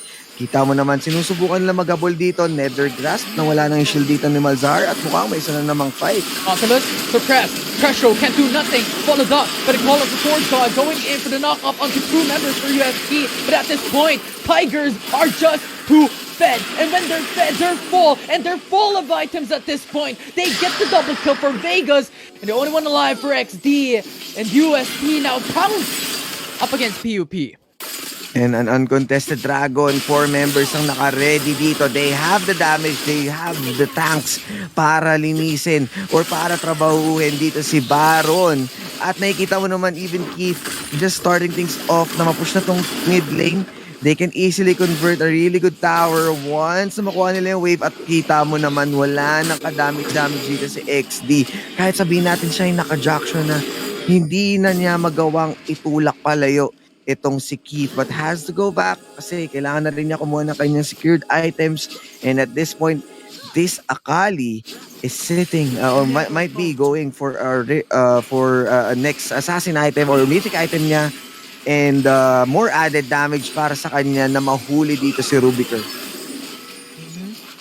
So really, just a look on both sides. It's a one-sided match at this point. UST from a 5k gold lead, they have ballooned it into a 10k gold lead. It's too much to handle right now for PUP. And looking at this point, when you're looking at the bottom lane, Light is in danger. They're going in, Keep. And so Vision onto Light. Deviant to follow suit. The CC is there. Light, Stun, Vegas follows up with the damage, and Light is gone with a blink of an eye. No damage from Light and 5-8. Yes, this is a castle din pero with how far ngayon ang UST, ang Tele Tigers, they have the sustain, they have what it takes. And nakikita naman natin, even si Rubiker dito may kipaglaro ng apoy. Oh, 2v1! Final execution is not enough to retreat. And PUP looks to get the kill on Keith on the Baron laner while UST starts the dragon. And even yes, makakakuha sila ng dragon dito, may take out pa silang tower as the pressure is on. Makakuha man tayo ng objective bounty, that's the second one, as they are trying to take out their towers again and again. XD, depth charge, knock up is there. Trabia is on a rampage. They get the kill. Now Course is in danger up against Deviant, looking to get that kill. The stun is secured, locks in onto place. Killer Instinct to follow up, and UST once again gets another kill. Oh my G, Tele Tigers is doing it. Nagagawa na nilang mag-comeback ngayon, and even Deviant dito makikita na natin with that Iceborne. And nahihirapan na mag-keep up yung members ng PUP with the slow, with the damage, and even Spectre's Scowl. Tulad na sinabi natin, too much AP nga sila dito and hindi na natatakot si Deviant. Just a single item can just nullify them habang yung ating mga carries dito. Yes, pare silang may 2 item power spike, but the late game queen is sitting on a 9-3. So 3 items with a Phantom Dancer. Alam mo na he is currently ahead at pwede niyang tapyasin ng kahit na sino members dito. Yes, Orn is tanky pero... Time once again, followed up with a Rude, the tether to try and counter-engage. Prey walks around alive, and of course, just zones away the enemy team. Prey just goes in and retreat back to safety. Yeah, and nakita nga natin, no, yung talagang takot nila sa dredge line, sa mga hook na nilalapag dito ni Nautilus, and these members of Tele Tigers mukhang papasok na. Going in, Deviant will not be able to secure that CC onto Rubiker for now on the top side as well. This is a 1v1 between both Baron laners for this team for the Grand Finals Game 3. Really dangerous position for PUP at this point, and Court looks to go and catch up. The ultimate for Caitlyn will not be able to secure anything. For now, that will be it. Yeah, and so far, looking good at Tele Tigers dito kasi hindi na sila nagpapakawalan ng mga easy comebacks, ng mga careless na play. Kahit sabihin mo sobrang ahead nila, hindi sila nag-head on dive sa mga losing battles. They still got the respect and might be wanting to complete the reverse sweep na inaantay nga natin dito. Mukhang pinalamang pa at pinapasarap lang nila, pero ito na naman. Call of the Forge God going in for the 3-man knock-up. This is something that they want. This is a setup coming from XD. But once again, Vegas just does so much damage at this point with a Rabadon Setcap, with a Killer Instinct for the backside, gets the kill onto Caitlyn, and now with a 3v1, they pincer onto PUP, and Corpse and Prey, the one left standing. The UST has eviscerated PY. Completely eviscerated and decimating the chances na makabalik sila ngayon dito. Kung kanina, nasa 20 years lang tayo. Ngayon, Tele Tigers ang nagsiset ng tempo with the kills. 33 kills sa kanilang kill board. 3 Drakes and even all of the Heralds ay nasa kamay nila. PUP having a hard time bouncing back. Actually, this might be a GG next, no? Kailangan pa nila manalo ng 2 to 3 clashes bago sila makabalik. And Tele Tigers, they are not the person who's going to commit mistakes sa ganitong klaseng lead. Yeah, this is more or less as GG well played, although right now, Corpse being stuck, suppressing onto Keith. This is a 1v1. Final execution over wall. 5-point strike will not connect. Uses up the flash over the wall. Secures onto Cork. So one member down once again for PUP. Ooh, and PUP still trying to scavenge or to save this game. Pero Tele Tigers, It feels like this is the one-sided victory that we are expecting from them. This is what we are waiting. And the Nautilus being denied nga dito, no? That's the one who's setting the tempo. Quartz being denied sa kanyang champ picks, who's the one who's setting also the tempo. We are left out. Isipin mo, merong inspire, yes, merong pampabilis itong si Karma. Pero, kahit sabihin kasi natin merong Yordle Snap Trap, wala silang good backup eh. Wala silang good CC. Kaya mas may freedom ngayon ng Tele Tigers. And kita mo naman, not even a Leona or a Ren for dispatch who can utilize the Radiant Virtue and maximize itong carries natin. You have a really good Caitlyn and this is a comfort. Kaya nga, there's a reason why binaban ito ng Tele Tigers and they are not capitalizing. Meron tayong ang daming opening. You even have a J4 who can use a Heartsteel or even a Lee Sin onto the board, but you opted for a Malzahar jungle that can be repeatedly invaded, can be bullied out by the lineup of Tele Tigers dito. They can just rush in. They can just hook you out as a Malzahar. Killer instinct, immediate follow-up. Come wait for Tenebria.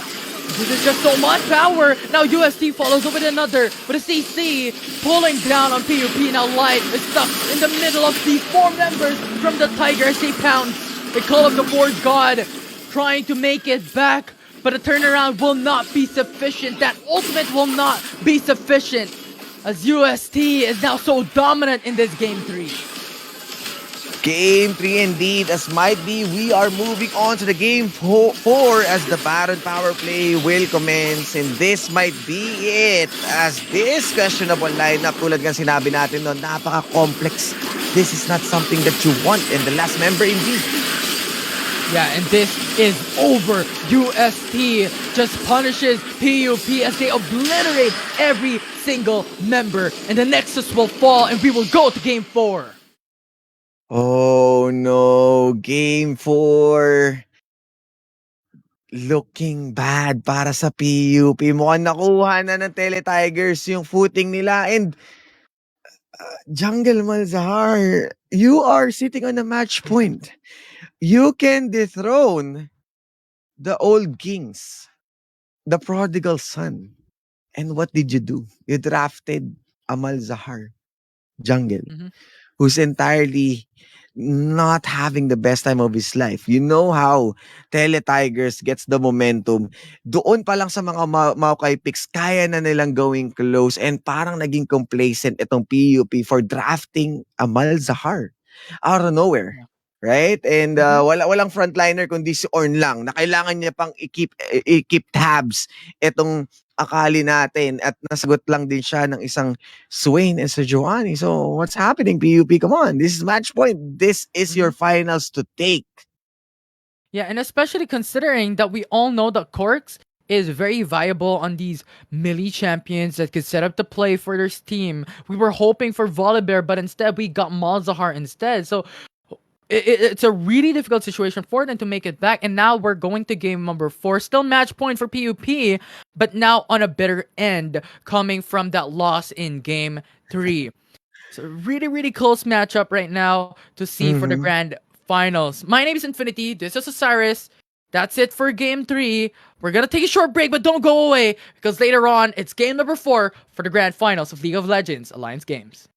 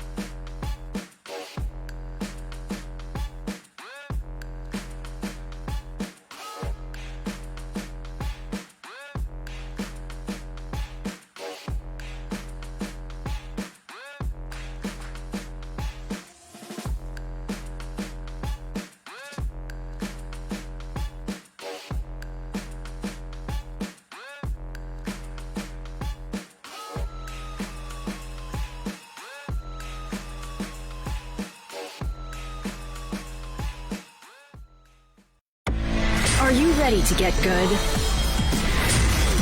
Enter Globe Gamer Grounds, your gateway to good gaming. Enjoy hundreds of open tournaments and earn points and rewards every time you play.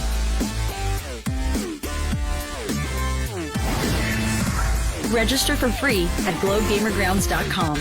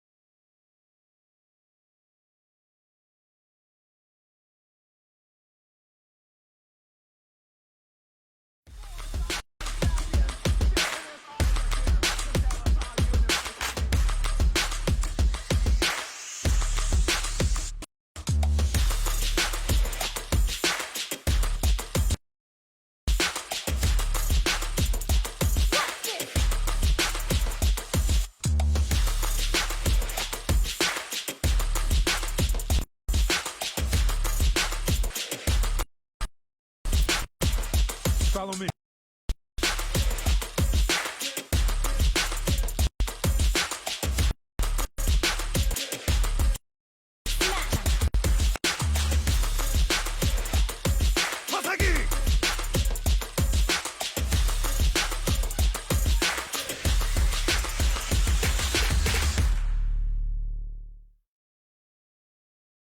Welcome back, everyone, to the grand finals of the Alliance Games Split 2 2022, presented by Globe at Home and powered by Logitech G. Once again, we're your shotcasters. My name is Infinity, and this is Osiris, and was with me.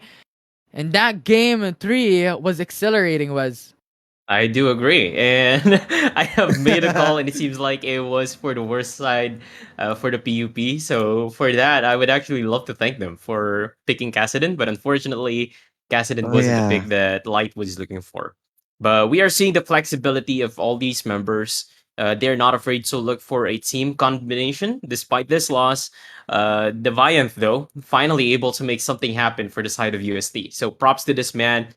Give this man his flowers, because this time around he was able to take control of the game against PUP, and I did see a bit of contribution when it comes to vision Mm. compared to the past few games that we have seen. So for Deviant on that one, good job. You need to continue doing that in order to provide your team with a whole lot more consistency, or at least the information, the aggressiveness that this team needs to come from you. So you're the jungler, you need to set up that zone. So yeah, great performance from the Teletigers this time around. However, Keith still having a bit of trouble. Although in the late game, of course, that's trash time already. So if ever you will be getting a kill 2 or 3, that wouldn't really be showing much in terms of your performance throughout the whole game. So despite this loss, I still think PUP has another card under their sleeves. So I'm expecting Rubiger to go for another aggressive AD carry this time around. So we have seen him flourish with the Zera pick, with the Samira pick. For the third game, he did use Caitlyn, and he was able to take names in the bot lane early on, picking up a huge, massive double kill there with the Caitlyn. But hats off to UST for being able to get this W over a blazing hot PUP team on this series so far. So Tele Tigers finally able to get their first win of the series. Will they be able to come back from this game? Is this a momentum shifter enough to change the tides of the game? Or will this be a gentleman's sweep or a comeback in the making? What do you guys think? Well, as for me, I am expecting that PUP should be finishing this because there's a big reason why Teletigers got the caliber, or they know how to play onto the finals. They already got the mental fortitude, and being Mhm. complacent on drafting a Malzahar and a pretty soft lineup going up against a rock solid lineup. I'm not seeing any reasons why they need to give a single point, or sabi nga nila tripping sa draft. Kasi Rubiker wants this most of all, and he already played on his signature champ. So Mhm. dapat yun na yung opening. So I'm not sure what's happening, but yeah, how about you, Infinity?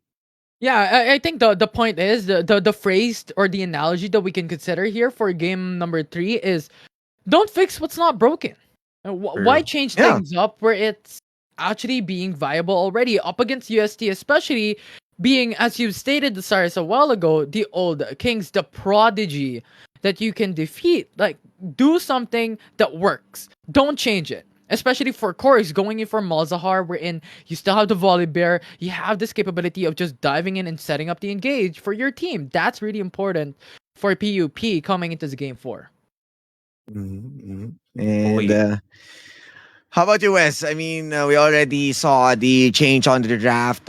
We were able to check that the junglers has been completely denied para dito kay Corks. And what do you think? I mean, Jungle Malzahar isn't really something that's going to work sa Tele Tigers. Fully, I agree with that sentiment. And with the way that Deviant was able to take control of the game Yeah. there with, having that Malzahar pick is now truly a question mark in the making. It was a good try. Of course, we do know that Corks has his times, but unfortunately for this Malzahar, it ain't it. We can agree that it ain't it. Yeah. So with that being said, I truly agree that this can possibly be gentleman sweep in the making. Or if ever we do make it in the game 5, this will make the game a whole lot more explosive because who knows? I agree with what Infinity said there earlier. If it ain't broke, don't fix it. So if they are going for the win on the fourth game of this series, I fully go for it. I mean, PUP win, right? For Tele Tigers, of course, they It's do your know vote. what's at stake. They do know what's at stake. So even for the Tele Tigers, I am on their side too because they really need to get this win in order to, get that point for the All 5. Because if this is something that you truly want for your Mm-hmm. university, for your organization to get the win, of course, Mm-hmm. why are you holding back? Yeah. Don't hold back your punches. Pick your champions that are most suited for this series. And if not, of course, truly. Oh, yeah, I also forgot to mention that Crescio was able to perform such a high level on that Nautilus. So if he's not going for that ADC role, perhaps he can go for another champion just like that. Perhaps a Leona, a Rakan, something that has a Yeah. hard engage that they can definitely Mhm. use to go for the dive because this Teletigers team know and rely on him so much. Yeah. And he was able to take control of that, getting the win, of course. But before that, there is a ton of play that has to be broken down, and it was all Crescio from that point on. But for the side of PUP, let's see what they're going to be changing this time around. Is Rubiker going to be choosing a Kaisa, perhaps a Jinx, a hyper carry again in the making?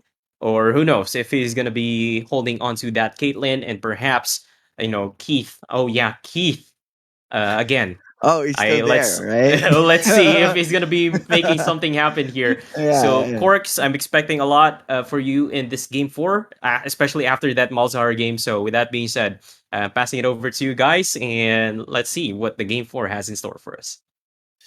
Yeah. So, Thank you very much, Wes. We're now jumping into the draft. Picks and bans. Game number 4. Still match point for PUP. And now removing away Hikarim, Azir, Maokai from UST. And for PUP, they removed Surfian, Caitlyn, and Lucian away from UST. oh, aware na sila dito, Infinity. I was about to ask this kay Wiz kasi nga, parang biglang aware na yung Tele Tigers. Alam mo, maganda kasi dun sa ahead ka sa 2-0. You can keep them guessing kung ano bang mali.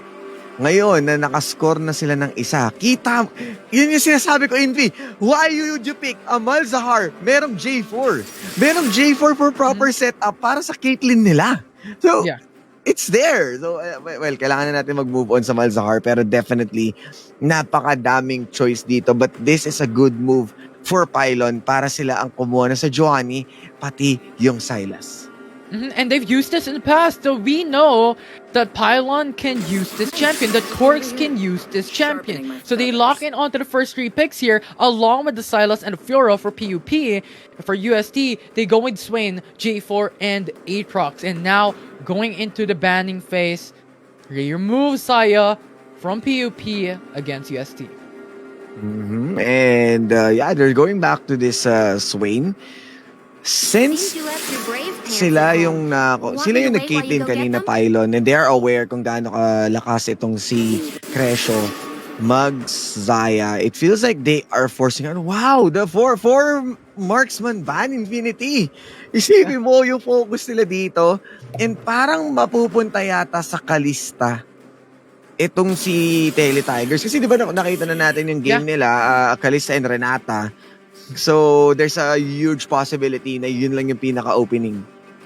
Yeah, and they're still Sivir. We've seen Sivir before, but they're going in back to Zeri for PUP. This is Rubik show once again. Pero tignan mo naman, kahit sabihin na natin na this is Rubik's show or Rubiker's show, nakakatakot kasi ito na yung pinipinpoint ni Wes kanina.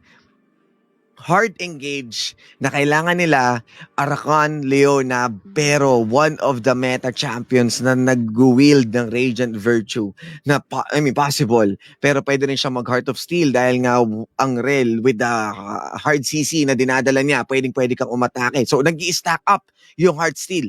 So that's a huge possibility para sa side dito ng Tele Tigers, pero banking onto the late game, you have a Tristana, medyo nung lumabas tong Aatrox, parang it's go time para dito sa Tele Tigers, So it's really, really scary. I like how you mentioned about the late game for Tristana. They're pivoting themselves towards the late as well. How would Zeri play it out up against UST this time around with a lot of the strong defensive champion, and as you stated as well, with the rel available for UST? It's really going to be difficult this time around when it comes to the drafting phase. But walk me through here, Osiris. What could happen in this game 4? Well, there's so many wombo combo na pwede makuha dito ng Tele Tigers, and you have also the window to cause havoc para dito. They're just going back to their blueprint from their previous games ng Tele Tigers that J4 can focus onto the Aatrox lane.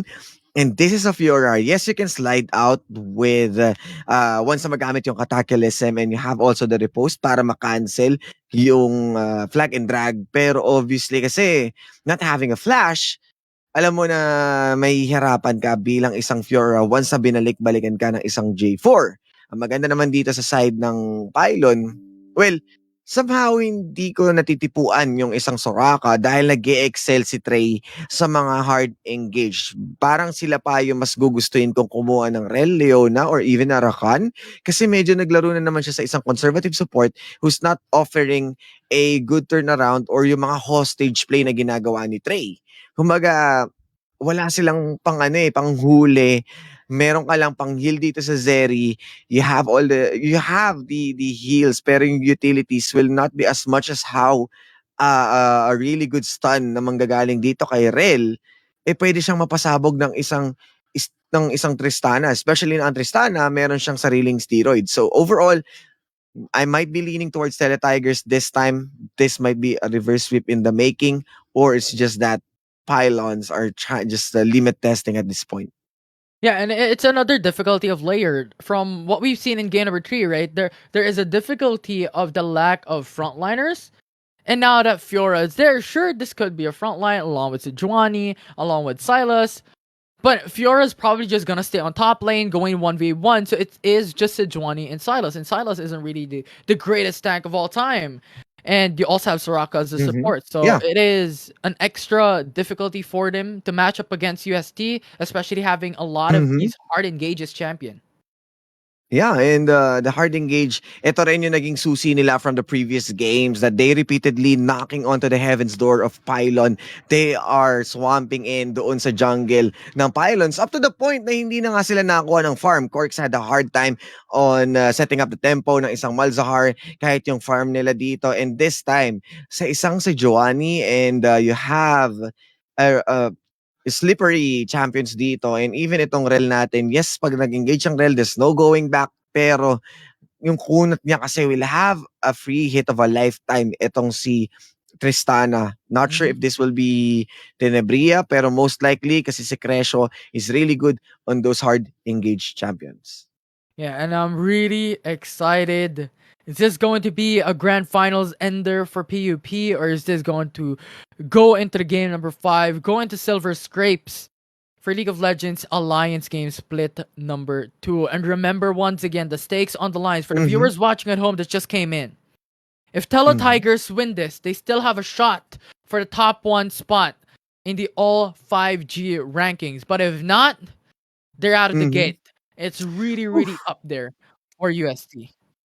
Yeah, and always has been a really tough match-up. Nakita pa lang natin, Kuya Infi, no, nung Game 1, Game 2, sobrang close, and then naging one-sided bigla na parang gising na ang natutulog na leon. Ay, hindi, natutulog na tigre. Ayan. So, ngayon, this time pa, di ba? Tingnan natin kung paano nga ba mag-unfold itong Game 4 na to. Or is this gonna be a reverse sweep once na mapunta tayo sa Summoner's Rift? Pero yun nga, no, medyo banky on ako dito, Kuya Infi, sa lineup ng Tele Tigers. Kasi parang naging online lang naman tong si Zeri dahil doon sa Zillion pick. So ngayon, Soraka lang yung nilagay nila, which is another support champion na malambot, tapos hindi pa highly mobile. Parang ang hirap naman yata nun. Yeah, in addition to that, they don't have Maokai. So there's no AoE CC that can let Rubiker just free hit around those team fights. And that is, once again, a good point that you've made, Osiris, coming into the initial phase of this game. And we talked about a lot for PUP. Their disadvantages, their winning condition. Let's talk about Tiger UST. What do they have to do? Do they have to go late game? Do they have to go aggressive in mid game? Well, ang pinaka nagsiset up ng tempo dito, Infinity, always has been yung early game. So, feeling ko kailangan painitin na kaagad ng Tele Tigers. Kasi same setup that what we saw doon sa previous games na yung 1-2 kinontrol ng PUP, and then by game 3 sa match point, nung nakuha nila yung Nautilus, nung nakuha nila yung si Giovanni, sila yung siyang naghanap nung mga openings. Sila yung mga siyang sabihin nating nag-roam around for those easy kills and then converted it in a huge win. Pero same swing pa rin dito si Vegas, and PUP Light will be on a swing. Oy, teka lang, ayan na ulit. Done on the tray, very aggressive start coming in from UST, but just a trade of HP. PUP just punishes the support coming in from UST. Ooh, and yun nga, no, sinasabi nga ni Kuya Infi dito, the punish is real. Kasi hindi lang itong Tele Tigers duo lane ang napakainit ngayon. May kita nyo rin yung mga palitan from mid lane to top lane. At kita mo naman ngayon si Kuya Keith, parang this time siya na yung galit. Uy. This is huge coming in from Tigers. They roar and get the first blood coming in from the Defiant. Flag and drag engage. Really huge. Flash na may kasamang flag and drag, at ayun na nga yung sinasabi natin dito, Infi. The one who controls the rebound controls the game. De, joke lang. Kaysa Oragi yun. The one who controls the early game controls the game and Arch is kita mo here. naman, oh, ano yan na. Goes for the support. Flash, stun. Aray! Kate is still Aray alive, mo! but a follow-up Ow! CC coming in would be huge as a trade of kills is there. Oh, nakita, ito na, nakakasagot sila. Ito pa, IP! Real Isa pa! going in. Tenebria is looking to punish Trado. Rocket jump on top of him. Dead from above. Ooh! Gets the kill onto Trey.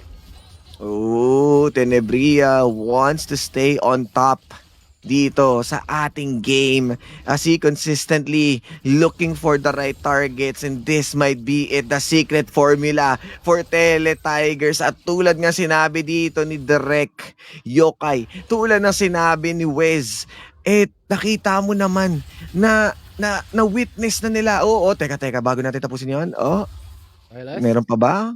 Wala na. Just Kuya a matter Impi. of- Ano lang, kalabitan lang, no? And tulad nga nung point natin kanina, the same as how Recticanos fall sa UST. Iba ang kalibre ng mga reverse sweep ngayon. Yeah, it's a whole other different level. It could potentially happen. Once again, Deviant setting up the play here. Flag and Drag is ready, going in. But once again, Corch is there as well to respond. But you have PUP Light getting punished. And now Vegas is in danger. Very low. The stun is there to follow up. Now the trade in kills will be secured. But in the end, it's still UST having a kill lead. 3-2 kill standing up against PUP. Nako, yun na nga, 3-2 tayo dito. Tama, Kuya Infinity. Pero si Kuya Light, the Mr. Consistent of the collegiate, parang hanggang ngayon, nasa 0-2, parang hindi natin nararamdaman yung kanya Silas. Kasi expected natin na dapat he's making plays. And remember, this is the Silas that has been repeatedly being banned as well. So you have the opening now, but they are having a hard time making the most. Ow! Oh, that was so close, but a quick response coming in from Rubiker. Was able to dodge that out. Now, 3-man roam on top side. Looking to kill on Keith. The stun is there. Followed up by Silas. Keith trying to return, but Aatrox is gone before he could. Ayun na nga, hindi na nila pinagalaw dito si Kuya Keith. At wala na siyang choice kundi mag-suffer muna ng ikalawang death. And ito na, yung sinasabi nating muli, Kuya Infino, ang pagbabalik ni Kuya Court sa pag-set up para makabangon dito si XD. Kaso ang problema, ito rin yung nakita natin nung week 2, nakaka-focus nila kay Kuya Kit. Itong si Tenebria tsaka si Crescio, nakakapag-farm sila ng walang problema. Yes, nagamit nga yung tumbling doon ni Zeri para makatakas, pero pwedeng-pwede na naman sila gumawa ng Hex Flash play dito. Remember, meron silang Dreadward na nakatanim dito, and they also have a sweeping lens, so they don't have any idea kung nasaan si Crescio and can play again for a Hex Flash combo. It could possibly be. They did it 2 times in a row already in the bottom lane, and Crescia is in a good position to do so. So we'll see a lot of expectations into the bot side. As you stated, this could be the target for Tigers to roar in the bottom lane. But a flag and drag on top side goes for the knock up onto XD. And XD has to run, has to walk, tries to go in, lunge, gets on a bit of a distance and goes back to safety unscathed. Yes, tama ka dun. Infi, meron pa siyang lunge para makatakas. So, good play para dito kay XD, pero still the pressure is on para sa ating top lane na talagang hindi nila tinitigilan ang bawat isa, and even the junglers. Dahil nga na-control na ng Tele Tigers yung bottom lane, they don't have any problem na iwan muna. Pero PUP, they are one step ahead para dito sa Drake.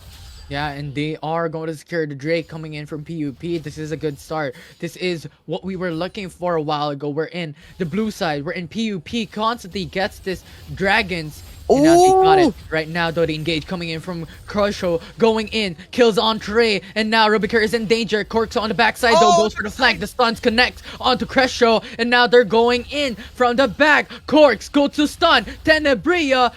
But the ultimate from Tenebria knocks him back. The flash, though, catches up. Crescio is very low, but Deviant catches in. Go for the quick response. And this is a 3-man roam from the Tigers that roars. But PUP will only lose 1 member from that fight. Member, dahil nga noon na nahuli nahuli doon si Trey. And that's what you want. I-take down yung Saraka. And once again, Hex Flash into the crash down. Sabay attract and repel. Not even using yung kanyang wala pa siyang Magnet Storm. So, Grand challenge. technically, wala pa. Oh, Grand Challenge ito sa top. Now the Keat stuns onto Aatrox, forces out the World Ender to stay alive a bit longer. Really strong Baron laners for now. It's Keat versus Ooh! SD. So close yet so far. The knockoff from Keat will not be enough.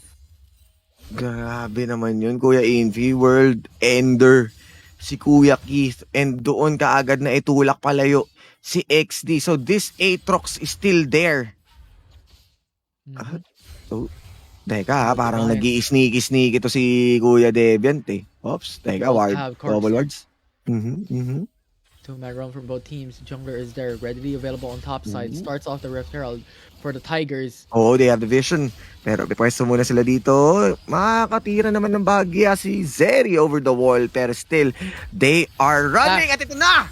Stuns onto Deviant. Corks follows suit. And now the steal onto the ultimate. Oh, Silas no! has the ulti of the World Ender. Tenebria is down. The jungler and the ADC. Two key champions for UST. Jungler and ADC, paring Infi. Tamang-tama yung sinabi mo doon. No J4, no Smite once again. After the Drake, this will be an uncontested Rift Herald. Huge opening para dito sa PUP. And you can see how well ang ginagawa dito ng PUP, trying to stop the bleeding with how well yung kanilang mga early game being crashed down ng mga plays ni Rel. Pero the recovery that we are seeing, kaso si Kit talaga may kipaglaban pa rin, no? The perfect timing of the repulse gets the stun onto Kate, but there's just too much. And now you have the Jarvan 4 hovering on top side as well. Oh, What mid lane is having a bit of a shuffle from both sides. No kills though. hindi umabot yung never move. Pero naka-ready naman sila doon if ever may move na ang opposing team. At kita mo naman kung gaano nagiging patient dito ang PUP's duo lane. Kahit Ultra Shock Laser lang yung pinapakawalan nila dito to have a good amount of vision, okay na muna yun as long as they are safe. In terms of the items, wala pa naman tayong huge item build para dito sa mid lane. Pero mukhang magbabawayan sila, Kuya Envy! Vegas uses up the ultimate. Light is in danger. Just too much coming in. PUP. There's no response. Light still goes through the sustain, the CC onto Vegas, Never makes move. it back, and now he has Sejuani to follow suit into the mid lane. However, no kills as Vegas will go under the turret with a flash back to safety. Wow, my goodness. Back and forth ang laban natin dito kay Infi. And even Keith and XD, hindi sila mag-i-slow down. Pero Hex Flash, ito na yata yung inaantay natin. Oops, crash down any Crash moment out. right now. Oh, pero may silence. Equinox kasi. So, na-silence nga indeed, Kuya Infi. So, overall, good try. Nice try. NT-NT muna ulit para dito kay na Kuya Crasho. Pero needs to go back. Or, no, not yet, not yet. They're just waiting. Cresho wants to go for another engage here. A Deviant is there on the bottom side, could easily respond into a fight. And now going for the Hex Flash. Oh, Oh, that was so Wala na close. naman. But the silence was there coming in from Chris. yes, Equinox nga indeed ang nilalapag dito completely. Pero nakikita mo naman nakapaligid na dito si Kuya Devian Invi. So pwede siyang dito flash, flag, drag plus the Katakilism. You have also the flash into the Magnet Storm and then the Ignite. So let's see. Kasi hovering din sa baba si Corks eh. So ang daming pwede maging present dito. Everyone got their summoner spells also. So you have those openings if they want to have a really good clash. But as of now, they are respecting each other. Doesn't really want to overcommit. Doesn't want to do any reckless swing para mabago yung momentum. Kasi pareha silang nasa same ground ngayon eh. Nasa sila kumbaga, nasa same level of competition, of focus. Kaya ayaw nilang basta-basta magbitaw ng mga skills. Roots ito na. the light. Now steals on the ultimate. Both of them going in. But Cork's there. This is a 2v1. Oh, and Vegas no! is gone as Light takes him down. Yes, and kita na natin na set upan na Vegas kahit sabihin natin na ginamit yung Demonic Ascension, hindi yun enough. Dahil nga yung Everfrost dito ni Kuya Light is naka-ready na. Nagawa nilang itumba. And at that point, Corks going back to his previous self, 204 onto the scoreboard. Mukhang ito yung momentum na kailangan natin. Pero teka muna, Infi, may laban na naman ba? Pero tamang kalabitan lang yata muna to. At kahit naman yung bot lane, hindi rin sila nag-overcommit. Yeah, it's really, really close when it comes to gold. Only 600 gold for PUP at this point. This is actually quite new. An even level playing field for both these teams for now, as Keen. Once again, against XD. This is typical Baron laner stuff. You know what? Just poking on damage, dealing a bit, but will not go for an all-in. They are still on the weak side of the map for both these teams. Tingnan mo yung item Infi ni Corks. Radiant Virtue. So, hindi siya mag-ano ngayon. Hindi siya magtatangke ng sobra. Although goods naman yan kasi meron 400 health, 30 armor and then 30 magic resist. Pero mukhang mas gusto nila yung extra effect, yung guiding light. Pero teka, mga iipit yata sila dito. Kailangan nila i-go to! The stun on the left flank followed up by the root! And that is another kill for Light. Once again, this could be a Light show. But Tigers roar, they get the steal onto the Drake, but now they're scouring back away. The flash is there to connect, and now the Cataclysm to follow up, but there will be the counter flash from Crescio to go back. Ligtas naman sila. Ito pa, may laban pa. Infi nag-bug corral two members. Trace and Danger. Rubiker is there as well, but the Soraka will be able to use the switch against sustainability, and a 4-man dive coming in from PUP gets another. PUP isn't going to slow down. At nakita na natin si Corks, kahit sabihin mong nag-fail yung kanilang pagkuha sa Dragon, hindi man tumama ang kanyang ultimate. Nagawa nilang kumuha ng isa pang kill. Sinubukan ni Crescio mag-mount up or mag-crash down palayo. Kaso, sumakto yun sa charge in ni Corks. So, sobrang denied sila dito. At kita mo naman yung talon ni Zeri. Napakalayo para mas makabalik sa lane. And speaking of that Zeri, Rubiker on that 104 closing into that Kraken Slayer habang si Tenebria nakakraken na siya and might be bagging in this tower as he got the damage para dito. Kaso mukhang may Ultra Shock Laser para malinis itong line of sight niya at hindi completely ma-push itong bottom lane. Yeah, and right now the damage of Rubiker is insane. 2 shots onto Tenebria puts him at half HP. However, a 2v1 puts him at a disadvantage, gets the tower for his blood to the side of the Tigers. And you can see right now how good itong pinapakita ng PUP as the discipline coming in.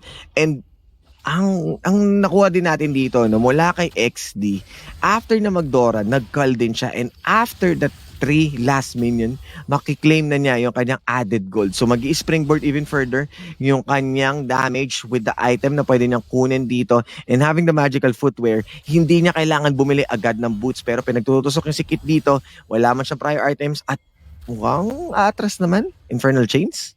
Okay. Chill lang. Yeah. Although, Light, they also have Trey. This is a 4-man roam coming from PUP. TPs are there to go in response. Deviant is there as well. They quickly responded. They quickly mirror up the roams coming from PUP. So wala pa rin, Kuya Infi, no? Parang nagpapakitaan lang sila ng intention dito pero still, wala pa rin nakakuha. At yun na connect the CC chain. Roots forces out Divine to go back with a flash. And now you follow up with a World Ender coming in from Pete. A lot of sustainability, but you get pinned down from Crescio. That's 1 man down coming in from UST. And now Kit would be the next target. And PUP dives. They pounce. They get the kill up away. And now there's 3 members left. Now it is a PUP show. They dive, they kill, and they eviscerate Tigers. Infi ang nagdikta ng laban na yun with 1 Scryer's Bloom na iskan agad. Nalaman nila na sila yung lamang sa kanilang positioning at nag-go time kaagad sila. Hindi sila nagdalawang isip. Although maraming namatay para sa side ng Tele Tigers, nagawa naman kumuha ni Tenebria ng tower sa mid lane. So meron tayong trades na may kita.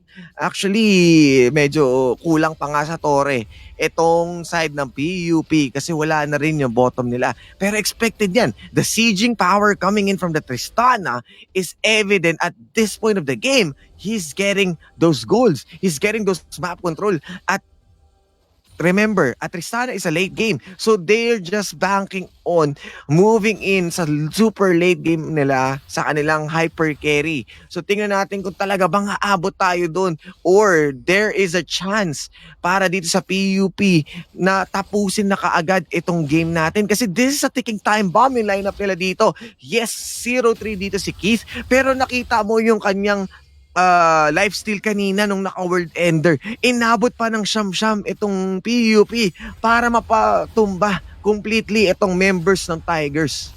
Yeah, and we asked for a game from PUP. We asked for something not to be changed when it's not broken. So far, they're acting really, really dominating so far. 1v1 into the bottom lane. You also have the mid lane as a 4-man roam from PUP. Walking as a unit. Now the World Ender being procced by Keith, having huge advantage when it comes to sustainability. Grand Challenge will be procced as well for XD to be able to gain more HP. And now Keith, no more World Ender, has a disadvantage, but XD receiving a lot of turret damage in the bottom lane. Now into the backside, Torch is there as well. This is a dangerous spot. Trade to follow up. The silence is there. The stun to follow suit. The CC chain is flawless. Let's stay secure. The Baron laner of the Tigers. Oh my goodness. The discipline game na ginagawa dito ng PUP, making sure that XD, once na makuha niya yung kanyang chamat after nag-pop yung kanyang call, he got the gold. He bought it agad and then nakipag-duel ka agad siya dito. Wala man siyang Blade of the Ruin King but a weak spot and napunta sa kanyang favor. And then yung discipline game nila dito na i-block lang itong si Keith at si Quartz, andun siya. The Equinox into the root para lang for another extra kill. 4-0-10 dito ang ating si Giovanni. Si Quartz once again back on controlling the game and this is looking bad for Tele Tigers as the reverse sweep might be a different story.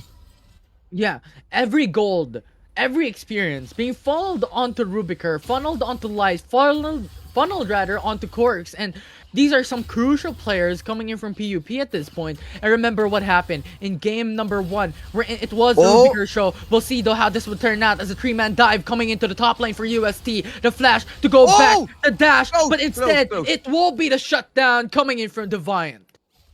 Oh, they still got yung kill na yon kay Kuya Light kahit ginawa na niya ang lahat and even investing yung wish doon Kuya Infinity kaso warded yung spot ni Trey and kailangan niyang magstay doon para mag-deward for now so hindi na rin naabot if ever mag-flash man siya and go for the heal dahil nga intense na yung damage the 3 members of Tele Tigers. Pero what's good about this Infinity is we are looking on a 5-14 20 minutes into the game and you can see XD making sure that he is doing his split push duties kaso you still gotta respect etong si Keith. Nakita mo naman na isang slash niya lang umaray pa rin doon etong si XD. Yeah, definitely. And at this point in time, it's a lot of back and forth from both these teams, and it is still a potential for USC to make it back if one mistake happens from PUP. As always, this is something that we keep on reiterating. A mistake could change the whole face of the game. And once again, Tele Tigers, they're just roaming around, trying to gain vision once again. This is the mistake that they got in Game 1 and Game 2. They're losing a lot of vision. This time, they are the ones who's proactively looking for those easy ward spots. Pero makikita naman natin how PUP is also being cautious with the brush checks that they're doing. And Ever Shroud ulit manggagaling dito kay Cresho. So more damage output na makikita natin. Immortal Shield Bow, kompleto na kay Rubiker. So it means he's going to stay on the fight ng mas matagal. Moonstone Reworker para naman dito sa ating Soraka kay Trey para mas magkaroon ng added heal or mas malakas yung ating heal. Kumpleto Ricardos na ang bawat members ngayon dito. So a team fight will break out. You have the much needed mythic items that will convert a big win or a big loss on a corresponding team.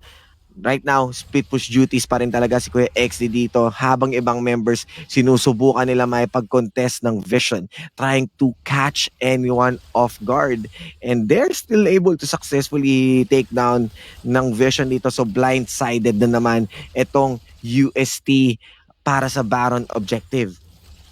Yeah, and there's a dance on the Baron Nashor. There's a dance on top side of this map because the Baron Nashor could definitely change the tides of this game, especially in favor for UST at this point.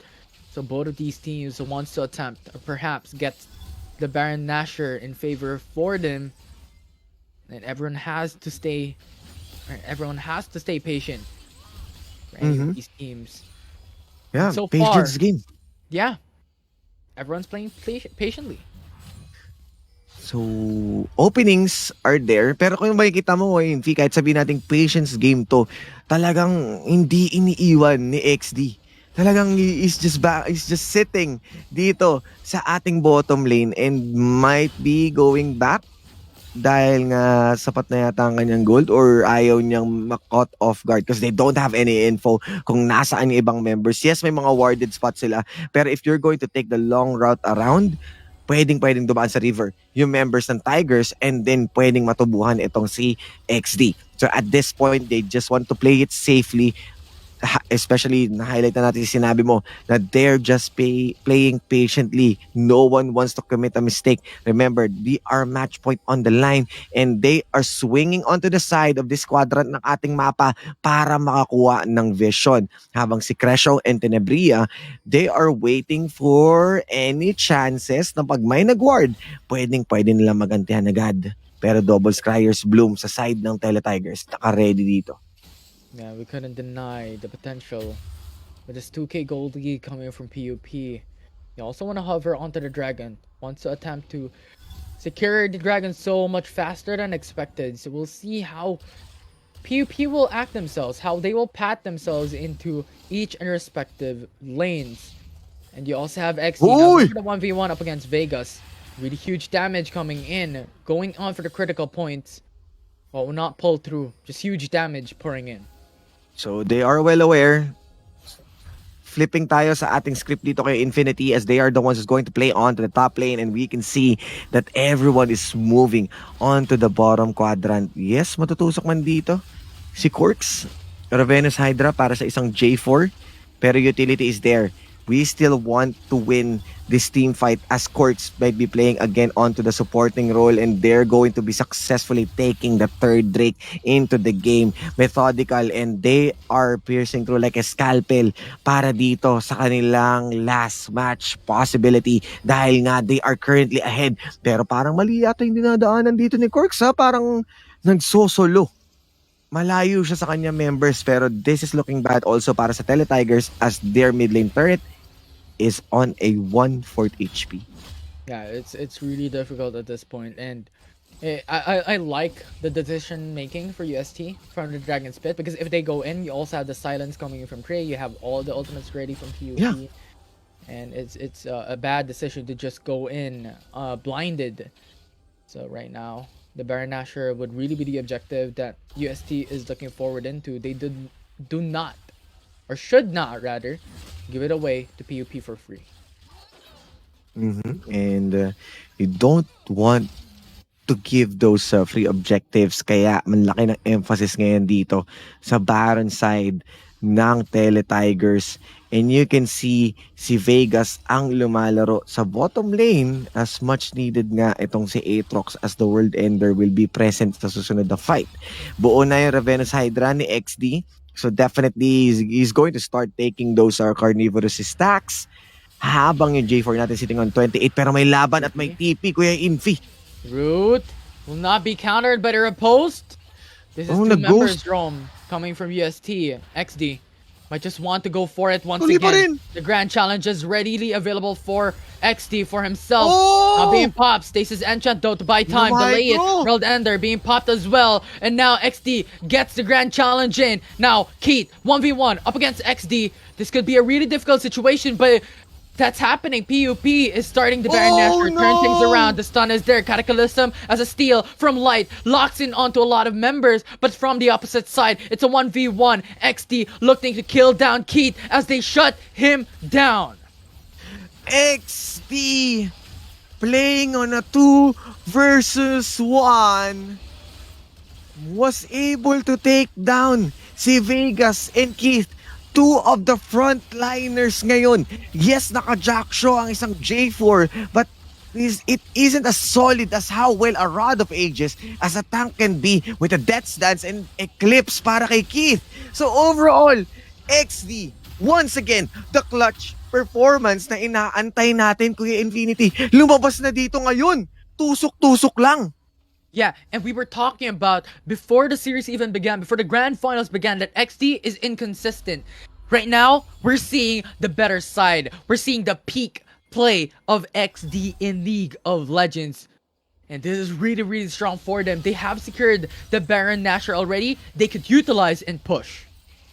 You can see kung gaano ka-ahead ngayon dito si XD, Deathless, and he is getting the 39 sweet and juicy stacks na pwede niya ulit ilaban sa split push. Remember, meron tayong Baron Empowered Minion, so pwede siyang gumawa ng play kahit hindi niya kasama yung kanyang teammates. And right now, etong si Kuya Light might be moving towards the Zonia's more protection. At ang nakakatakot dito, Rubiker once again getting his Phantom Dancer and Lord Dominic's regards. He's going to pierce through into the hearts of the tanks ng Tele Tigers as PUP. They're still respecting yung turnaround. Hindi pa rin sila basta-basta nagpapadalos-dalos sa situation, pero kinakain na nila lahat ng resources dito ng Tele Tigers. Presyo, maaabutan naman niya dito. May wardings pa rin. Vision game ang ginagawa natin dito. So dahan-dahan lang, unti-unting gumagalaw ang PUP. Nakikita mo naman, si Light, siya na ang tumoka ngayon sa split push. Pero Kuya Infi, parang hindi natin maramdaman yung Baron power play. Parang hiwa-hiwalay pa rin sila dito. Hindi pa rin sila kumukuha ng tower. Yeah, let's see though. There's a huge pressure in the bottom lane. They go in for the 3-man roam. And on top side, XD is alone. They're looking to pivot themselves on taking that kill. But the repose gets the stun in. Rocket jump to catch up though for Tenebria. They want to cancel the Baron buff on one. And they do. However, on the opposite side, Rubiker, Corks, Light going in to punish the inhib turret in the bottom lane as they break it down. The inhib is still up though. And Tigers should do something, but they can't do nothing as you have PUP become so dominant in League of Legends in this game 4. Yes, you burned the flash, you burned everything, and even the ignite para dito kay XD. Kaya nga hindi na niya nagawang ilaban pa. Kahit sabihin mong tusok-tusukin niya, i-acupuncture niya si Tenebria, hindi niya yun mapapatulog dahil ang hard CC against a single repost. Ilan lang yung pwede niyang madodge, and at the same time, nagamit yung ignite. So wala talagang babalik na buhay sa kanya dito, and definitely the steroids coming in. You have the Lord Dominic as well na manggagaling dito kay Tenebria. Alam mong matatala sila, and this might be the term around na inaantay natin kay Infi. Pero teleport, papalag na sila dito. Going in, the Dragon Spit, it's a fight! But the red team, but PUP has stolen the Dragon. They get the soul, and now they're taking one by one on UST apart. Vegas is down, Kate is down. They're getting in for the shutdown as they get the ace, and PUP, the game-winning fight. They could end this matchup and take the championship title. They were dismissed, they were denied, and they were doubted. But once again, they bring down the kings, the old kings of League of Legends. They shut down the opportunity for the war, for the fourth title of Crescio, and the Nexus will fall as the Alliance game split 2 champions would be PUP. Pylon Esports, congratulations! And that game-winning soul, after taking the Dragon Soul, they took everyone's soul ng ganun-ganun lang. Envy, as what you've said, denied ng 4th title si Kuya Crescio. Parang si Kuya Faker pala to ang nangyari, no? And PUP takes home Itong game natin, much needed at tulad na sinabi natin, Kuya Cork, sabi ko sa'yo, tigil-tigilan mo na yung Malzahar jungle mo. Hindi yan gagana. Hindi muna ngayon. Gamitin mo na lang yan sa susunod. Dahil nga, mas epektibo pa sa mga tangke ang galawan mo and it is well commended for everyone onto the side of Pylon Epsilos. Lahat sila nag-online infi. Yung hinahanap nating X-Factor mula kay XD, nandoon. Yung moment na hinaantay nating mag-explode ulit si Rubiker. Bumalik na naman. Corks on his setup. Si Light, si Kuya Light, nag-chill lang. Kumaga this time, medyo ako naman yung magiging light. Hindi ako magiging pabigat compared nung Game 3 na kinakailangan siyang ibangon ng kanyang teammates. So overall, PUP did a great job on securing their finals win.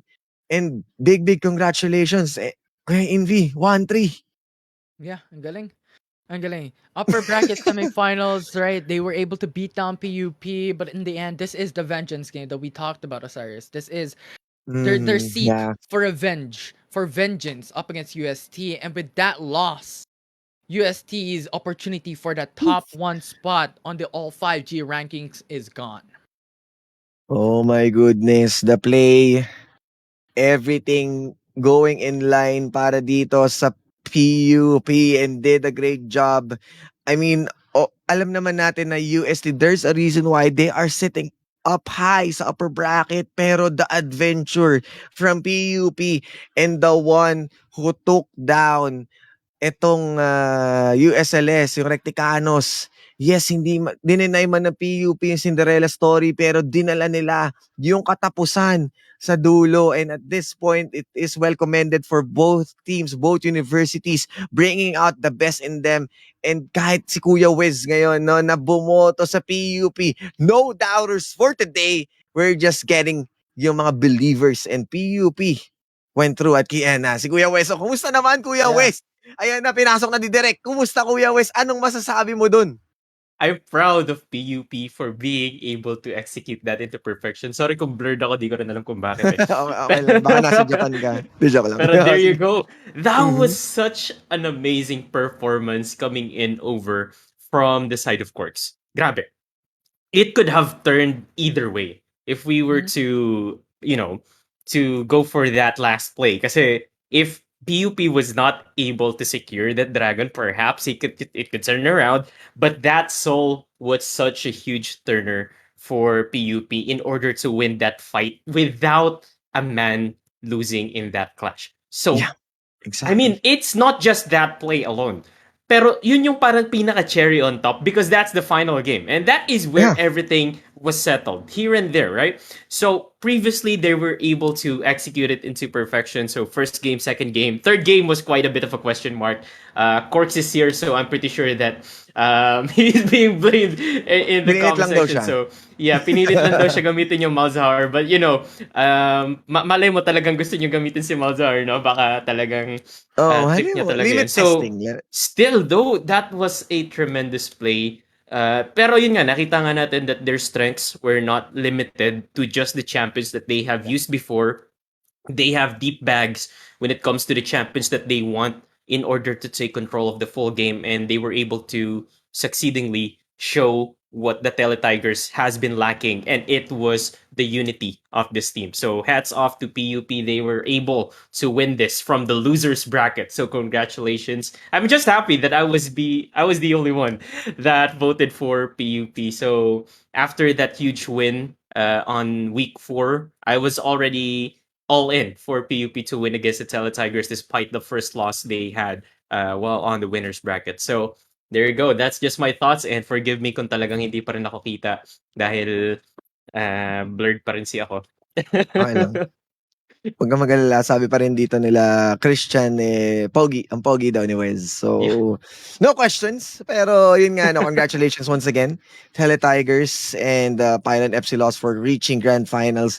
But it's Pylon Epsilos time to take home the victory. So, yan. Yeah. Any thoughts, Infinity, any final thoughts? I mean, that's pretty much it. I think Wes analyzed that really, really well from that game number 4 all throughout the series Megamind. for the grand finals, and it was just an amazing run. Of course, kudos still to UST Teletigers. They did an awesome job getting that game number 3 in, but PUP in the end is still the kings right now for League of Legends Alliance games. Mm-hmm.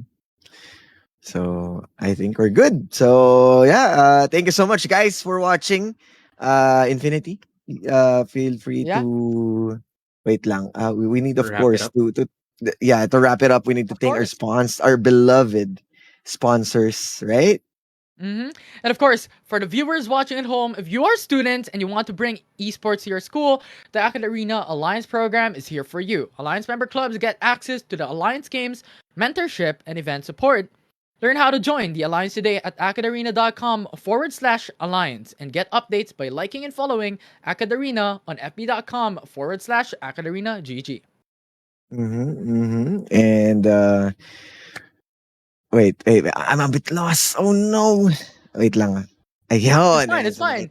Yeah. Nag-load yung spiel ko, guys. Huwag kayong mag-alala. Medyo na-excite pa ako dun sa nangyaring game. Sobrang ganda. At overall, we are graced, of course, by these really good sponsors, of course, Acad Arena. And want to bring esports to your school, the AcadArena Alliance program is here for you. And yun nga, no, Alliance Members Club get access to the Alliance Games, mentorship, and event support. Learn how to join the Alliance today at AcadArena/Alliance and get updates by liking and following AcadArena on fb.com/AcadArenaGG. And it's not just, giving mentorship, giving Mm-hmm. support, but it's also scholarship aid. Academia has scholarships available for all kinds of gamers, be it PC or Mm-hmm. mobile, through ASA for gamers. This cycle, they've made it even easier for you to apply with a GG Easy No SA scholarship, which is a 100,000 pesos grant. Oof. Go to thatacademia.com to apply. Link in the comments. With And that kung being AllG said, ka, oh, Waze? actually, I just wanted to thank Yeah, go, everyone go, that go, has go. been here, especially for those people that has watched from game 1 all the way up to game 4. Who would have thought that this was a short-lived game? Because we could have expected that we can still go towards that 5th round, because UST has still provided us with such an amazing game, despite the fact that they have lost that in 4, because PUP did tremendous. An amazing job in order to execute this into perfection in just 4 games. So with that being said, thank you for all the students that has been watching us straight from game 1 all the way to game 4. And from what we could see, you guys are still here wrapping up for your university. So whether it may be PUP win or UST win, we may fall, but we still graciously take this lose into and take it into a win just by taking that into our knowledge. So with that being said, I just want to give out my short thanks to AcadArena, Infinity, and Osiris. Thank you so much for gracing me with your excellence today. So with that being said, please go ahead. My apologies for stopping you there, Osiris. No worries, Wes. This is the celebration time for everyone, for every university, and for every supporters ng Akad Arena. Pero syempre, kung OG ka para i-supercharge ang iyong gaming setup so you can hashtag keep playing, check out Logitech's amazing gaming gear at logitech.acadarena.com now. At kung Alliance Gamers player ka at meron kang inspiring na kwento na nais ibahagi, maging parte ng Alliance Games identities at i-message lamang ang inyong Alliance org president ang AcadArena Teams Discord. At syempre, follow us on TikTok for awesome student gamer content. Visit esports.acadarena.com for news, player stories, and more about the Alliance game. Use the hashtags AllG and hashtag not just play and tag at Acad Arena for your post on social media. And for exciting news, standings, schedules, and special features, visit esports.acadarena.com. And yan, Envy, I think Yeah. we can close out the show. At once again, thank you for having us. Once again, Osiris here. And Envy, please do the honors Yeah. of closing. Once again, it's a huge honor to be shoutcasting this massive event for the grand finals of League of Legends Alliance game.